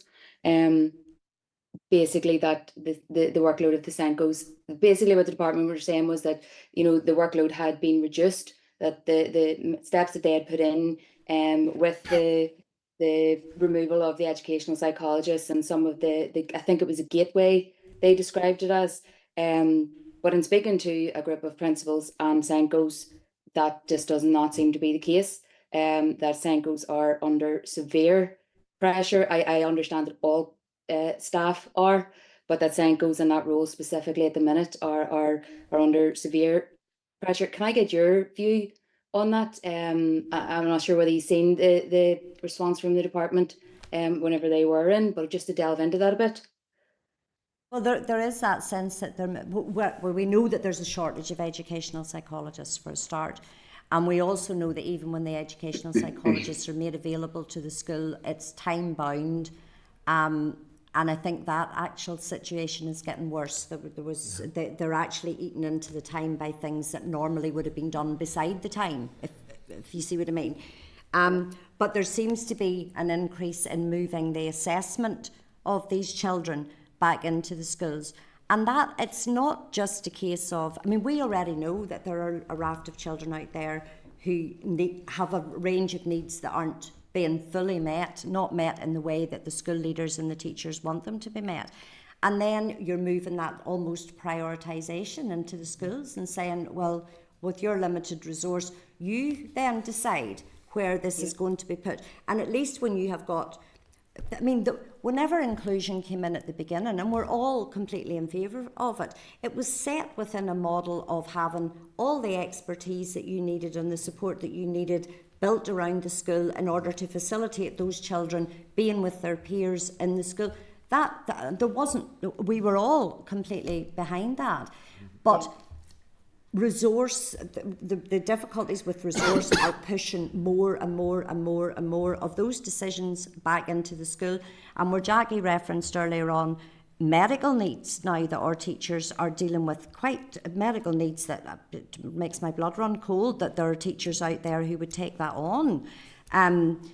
It's also to do with, you know, that expertise that comes from educational psychology and assessment and all that knowledge, you know, in-depth knowledge about autism and all of those things.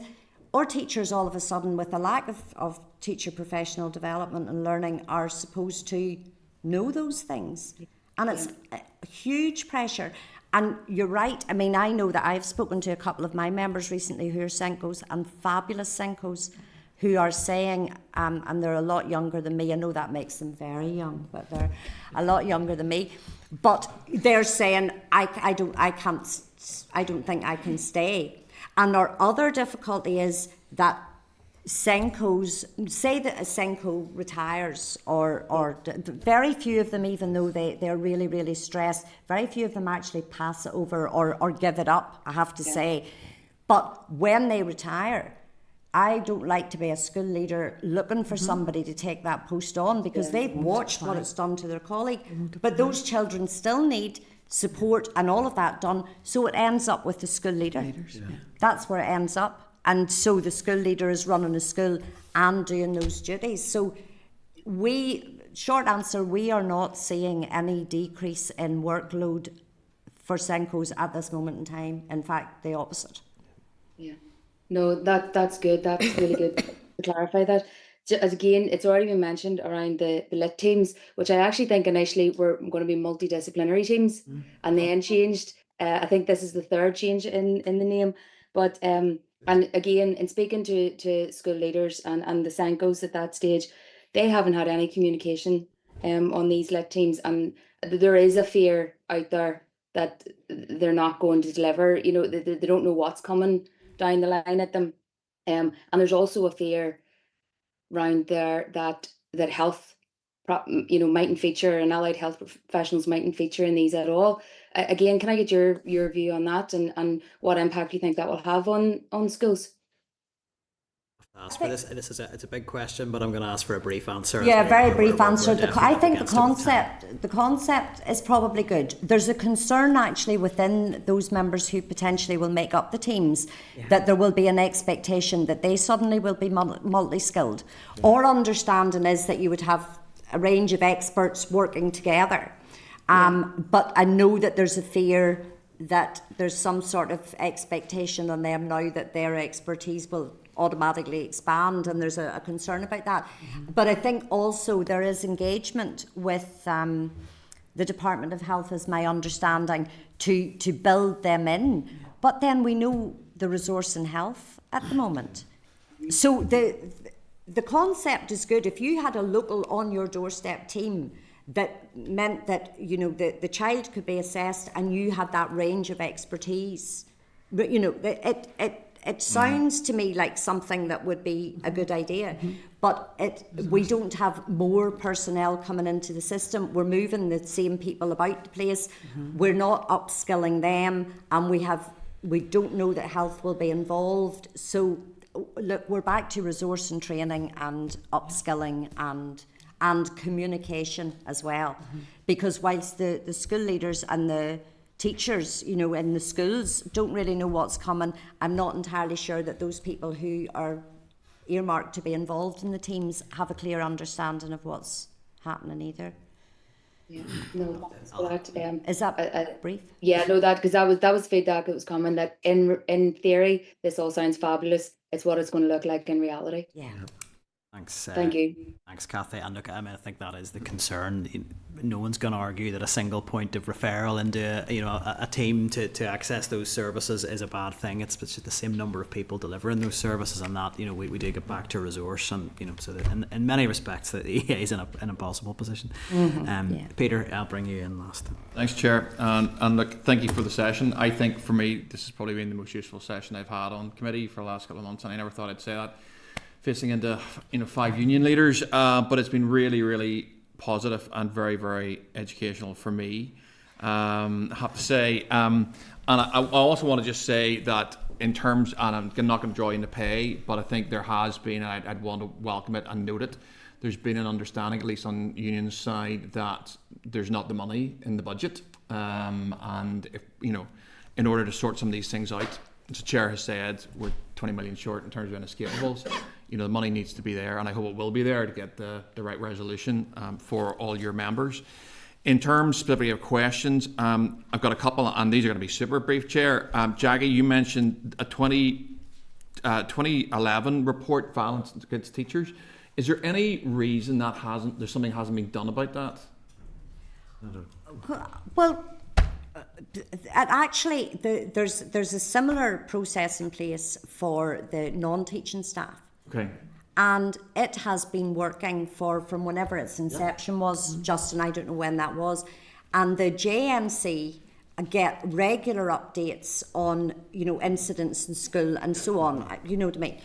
Ours was brought in along that basis. We have been engaged with EDIS, although whether it'll be EDIS now or whatever, we looked at, well, if those can be recorded for non-teaching staff, how are they not being recorded for teaching staff? Individual schools seem to have their own way of recording these things, which never seems to move forward to governors and to the employing authority, as is laid out in the TNC document. And I don't know whether, we have a culture there, and I think maybe it's starting to break open, that schools always felt that they should be coping and teachers felt that they should be coping.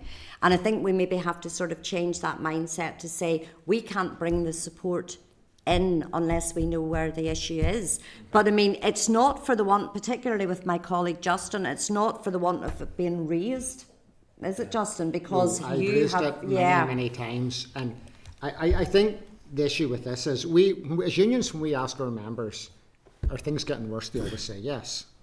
But that hasn't always been the case. There have been times, I believe, in the past when, say, violence against teachers was on the decline, but there was no way even for the department to defend itself. So when you think about it that way, I actually believe that there is an upturn at the minute, but possibly pre-COVID it may well have been gone down, but the employers had actually no way of evidencing that, or knowing where problems occurring in a particular type of school. Okay. Was there an issue in one school that might need flagged for ETI, etc.? Nobody knew, and still nobody knows.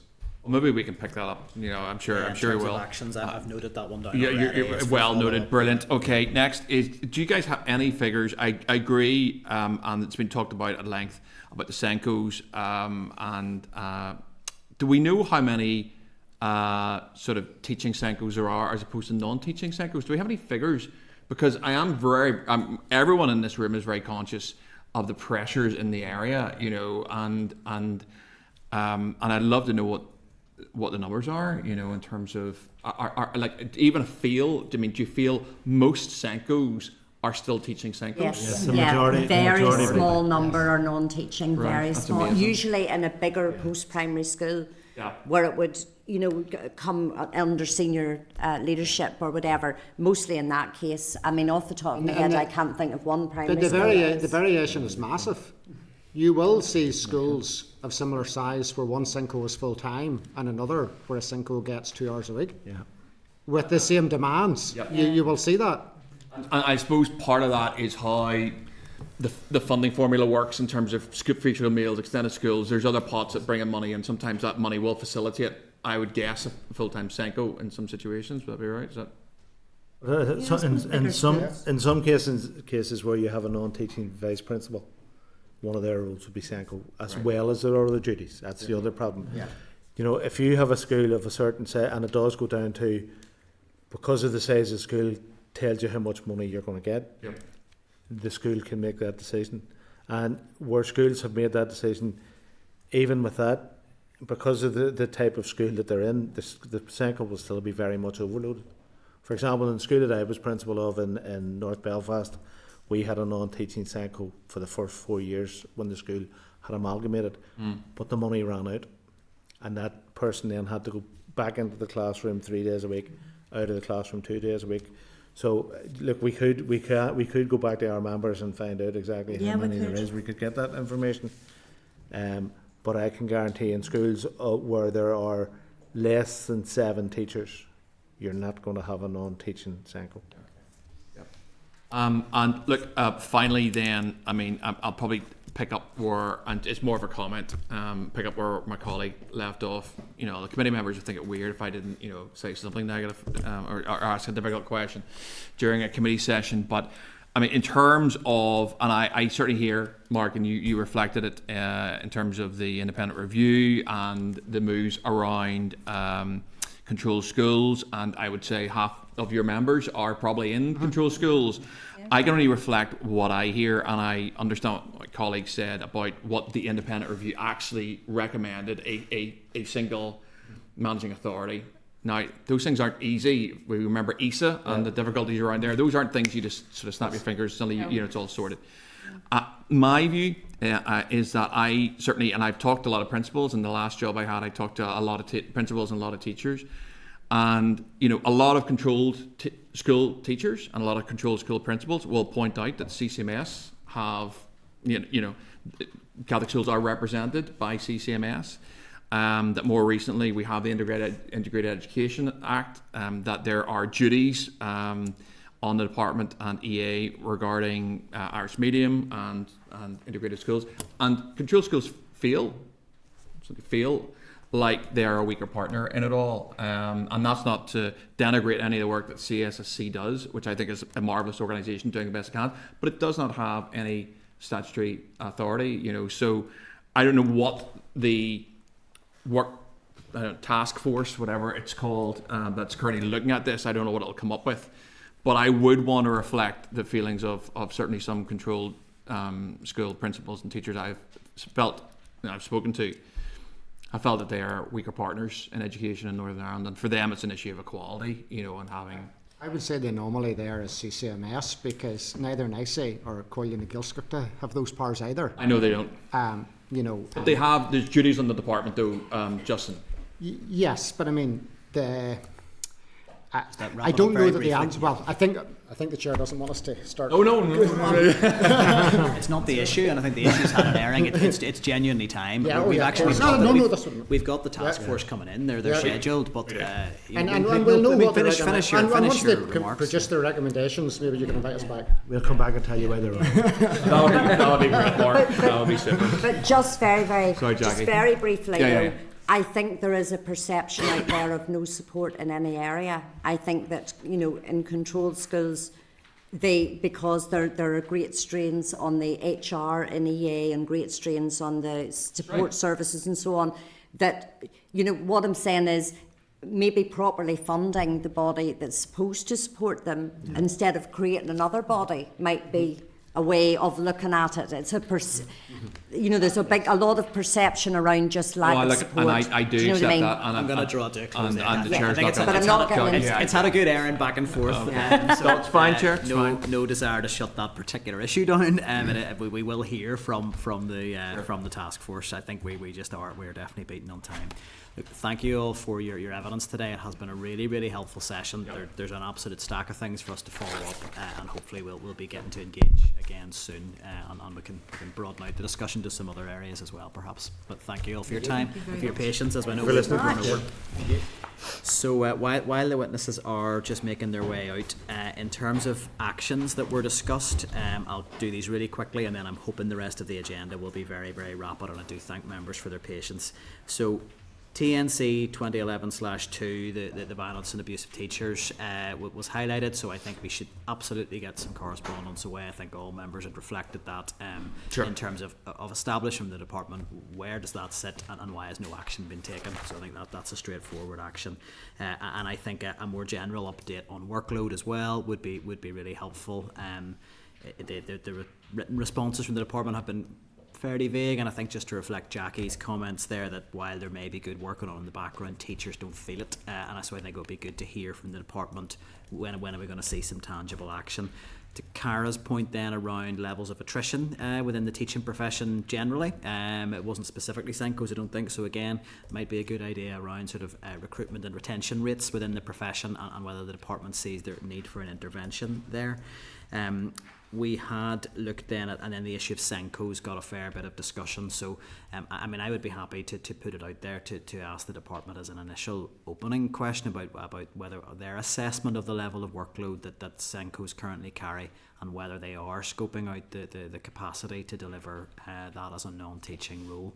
I know certainly from my engagement with Senkos, I met with a group of Senkos locally a number of months back, and it was like a therapy session. They were not a workforce that I would say were characterised by good morale, and that's not for lack of commitment. It felt that just the workload had become beyond sustainable, and that we can't ask teachers who are delivering such a vital role to do it in that context. Is there anything else I've missed in terms of actions arising? We all agreed? Agreed? Okay, thank you. Sorry, can I apologise at this stage? I should have declared an interest in that last one as a chair of the Board of Governors with 3 SPIMS units, although I didn't ask any questions, but that's noted. I should have put it on the record. And in general, I mean, if we're if it's on your register of interest, that's taken as a given for these sessions in Education Committee. But look, thank you for raising that, Colin. Okay, so that then just moves us on to the remaining items in the agenda, and I hope, thankfully, we've got quite a light week in terms of correspondence. So I'll as usual refer you to the items of correspondence, pages 50 to 152, and then the summary note at page 50. I'll just raise those that I think need a committee decision, otherwise it'll be as per the note or anything else a member wants to raise. Item 9.4, page 67, it's the ISNI Report Delivery Tracking System Investing Activity Report. Nice snappy title for the Department of Education. November 24, it indicates what I just picked out of it, that there are 3 projects related to the Stroll campus and 4 related to integrated schools that haven't been updated with any activity in the last 90 days. I would propose we write to the department to get clarity as to why that is. Are we agreed? Yeah. A verbal agreement is helpful for me to get through it. Item 9.6, page 89, thank you, is correspondence from the Youth Assembly about a project that's carrying out examining the Learning for Life and Work curriculum in schools, and the Youth Assembly have proposed to present to committee at the end of June next year. I would like to propose that we accept that invitation. It would be great to hear from them. We agreed. Item 9.8, page 94, correspondence from the Committee for Communities to the Department asking about work it's carrying out with the voluntary and community sector in relation to public sector policy development, including transformation plans, pay, grant and contract arrangements. It is really for the department, the queries. Are we content that we forward it to the department on that basis? We agreed? Item 9.9, page 98, is a copy of correspondence from Causeway Coast and Glens PCSP to the Minister of Education regarding the need for a more centralised approach to providing age-appropriate developmental support for children and young adults regarding RSE, an area we're obviously all very familiar with.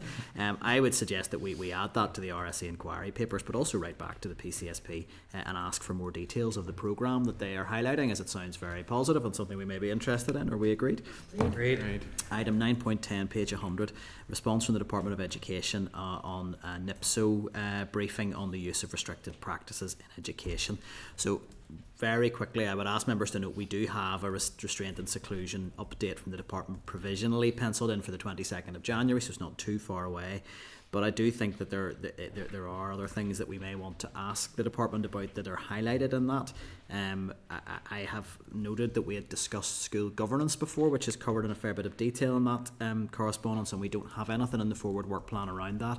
Came out in the briefing from the unions. I think it would be good to potentially hear from NITC in more detail around the governance issues they experience and from the department around some of the policy development. They doesn't appear to be any data collection on complaints currently stated. There has been no example of available powers being used in relation to a government board of governors that isn't functioning, and no information on whether the further powers that the department could seek are being explored. I think it would be well worth getting a session in the next number of months around those governance issues. Are we agreed? Agreed. Item 9.11, page 103, is correspondence from Smartphone Free Childhood, seeking to brief the committee on research and evidence regarding the impact of smartphone use in schools across Northern Ireland. Again, an issue that was raised in our briefing today. I'll just declare from here, I not in my capacity as chair, as a local MLA, I met with the group, and actually a very impressive suite of evidence that they brought. So they've got a lot to say, and the group have a lot of different areas of expertise in their membership. I would be keen to propose that we, depending on what members feel, that we do seek a briefing, be that formally or informally. Peter, you reckon? Yeah, Chair, I also met the group just for transparency purposes. I would agree they have a really solid evidence base, and it was chatted about at least in 2 evidence sessions today, so I think I'd want to hear what they have to say. Are we content again? Time permitting, but we'll look at a formal briefing. Are we agreed? Yep. Yes, great. Item 9.12, page 104, it's correspondence from Dr. Suzanne Whitten at Queen's University Belfast, the project named the Critical Civility Project.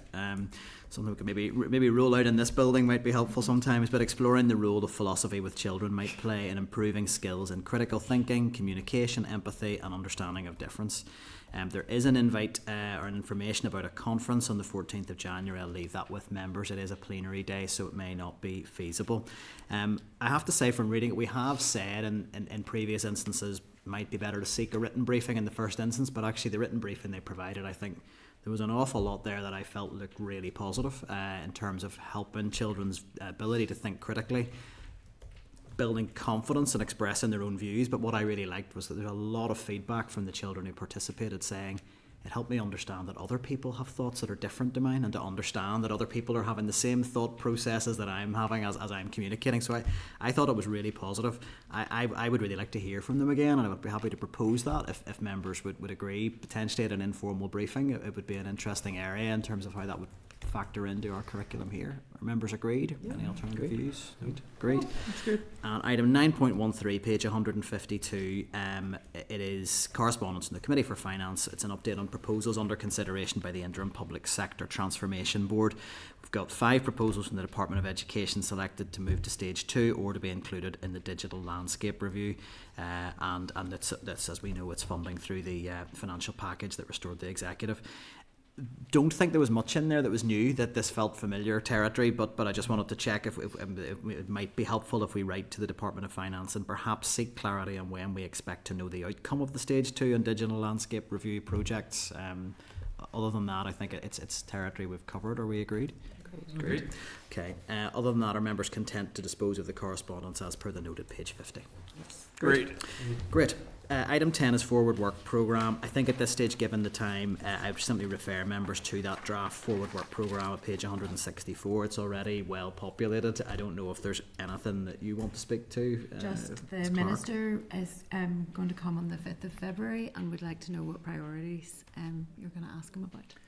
Well, could I suggest that we then table that as an agenda item for next week for members to bring those priority areas forward in terms of what we would want to discuss. So as much as we would like to, just drop them in with no context, I think to be fair, we should give the department an idea of what our priority areas for questioning might be. Other than that, it looks well populated beyond Christmas, so I think there's plenty in there. And I would encourage members, please continue to feed through the clerk of any areas we think that we need to be giving attention to in the new year, because it's important that's reflected. Michelle? Yeah. We're doing forward work programme. I was just going to raise, I know there's been stuff in the media today, I'm not going to get into the specifics of the case around school in North Belfast and the bullying kind of situation. It might be helpful to get a bit of a briefing on that to understand how that's rolling out in schools and what schools are doing around the issue of bullying. Like I say, I'm not looking to get a briefing on that particular scenario, but it's just to look more broadly. I know the anti-bullying week we had odd socks in, but we didn't really get into that in specifically, so I don't know if members think that's helpful. I'm certainly happy to endorse that. I think certainly a departmental briefing, EA briefing, anyone else we think of. I think a week themed around bullying issues. It's come through repeatedly in the RSE inquiry as an issue, and I think the news coverage today around the issues in North Belfast just highlights that just how critical it is we get this right. It would be agreed to factor that into forward work programme. Yeah, next week there is inclusion. We have them up, coming in to talk about and the experience of newcomer children in schools here is going to be spoken to by an academic as well, so we can reflect some of that, and that feels actually very timely that's coming in next week, so that's great. With that addition, our members agreed to endorse the forward work programme. Yes, agreed. Any other business? None. Item 12, date, time and place of next meeting, and that will be next week, our last one before Christmas, so expect you all to be in suitably festive mood. Wednesday the 11th of December, 2 p.m, and that's back in room 29. Put the question that the committee does now adjourn. We agreed? Agreed. Committee Room 30, sound.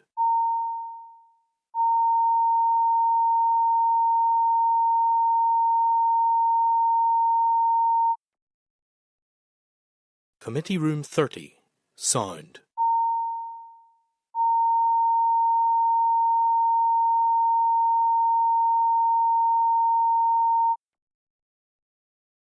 Committee Room 30, sound.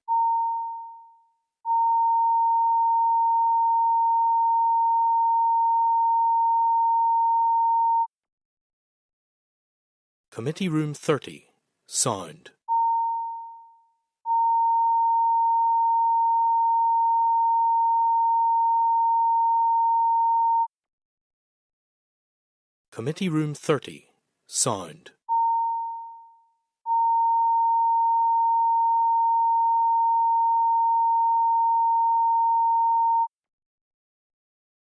Committee Room 30, sound.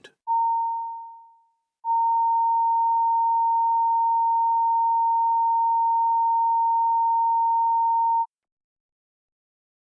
Committee Room 30, sound.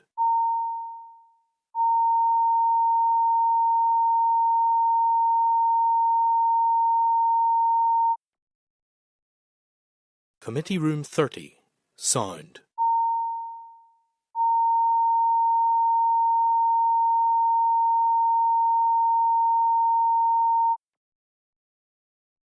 Committee Room 30, sound.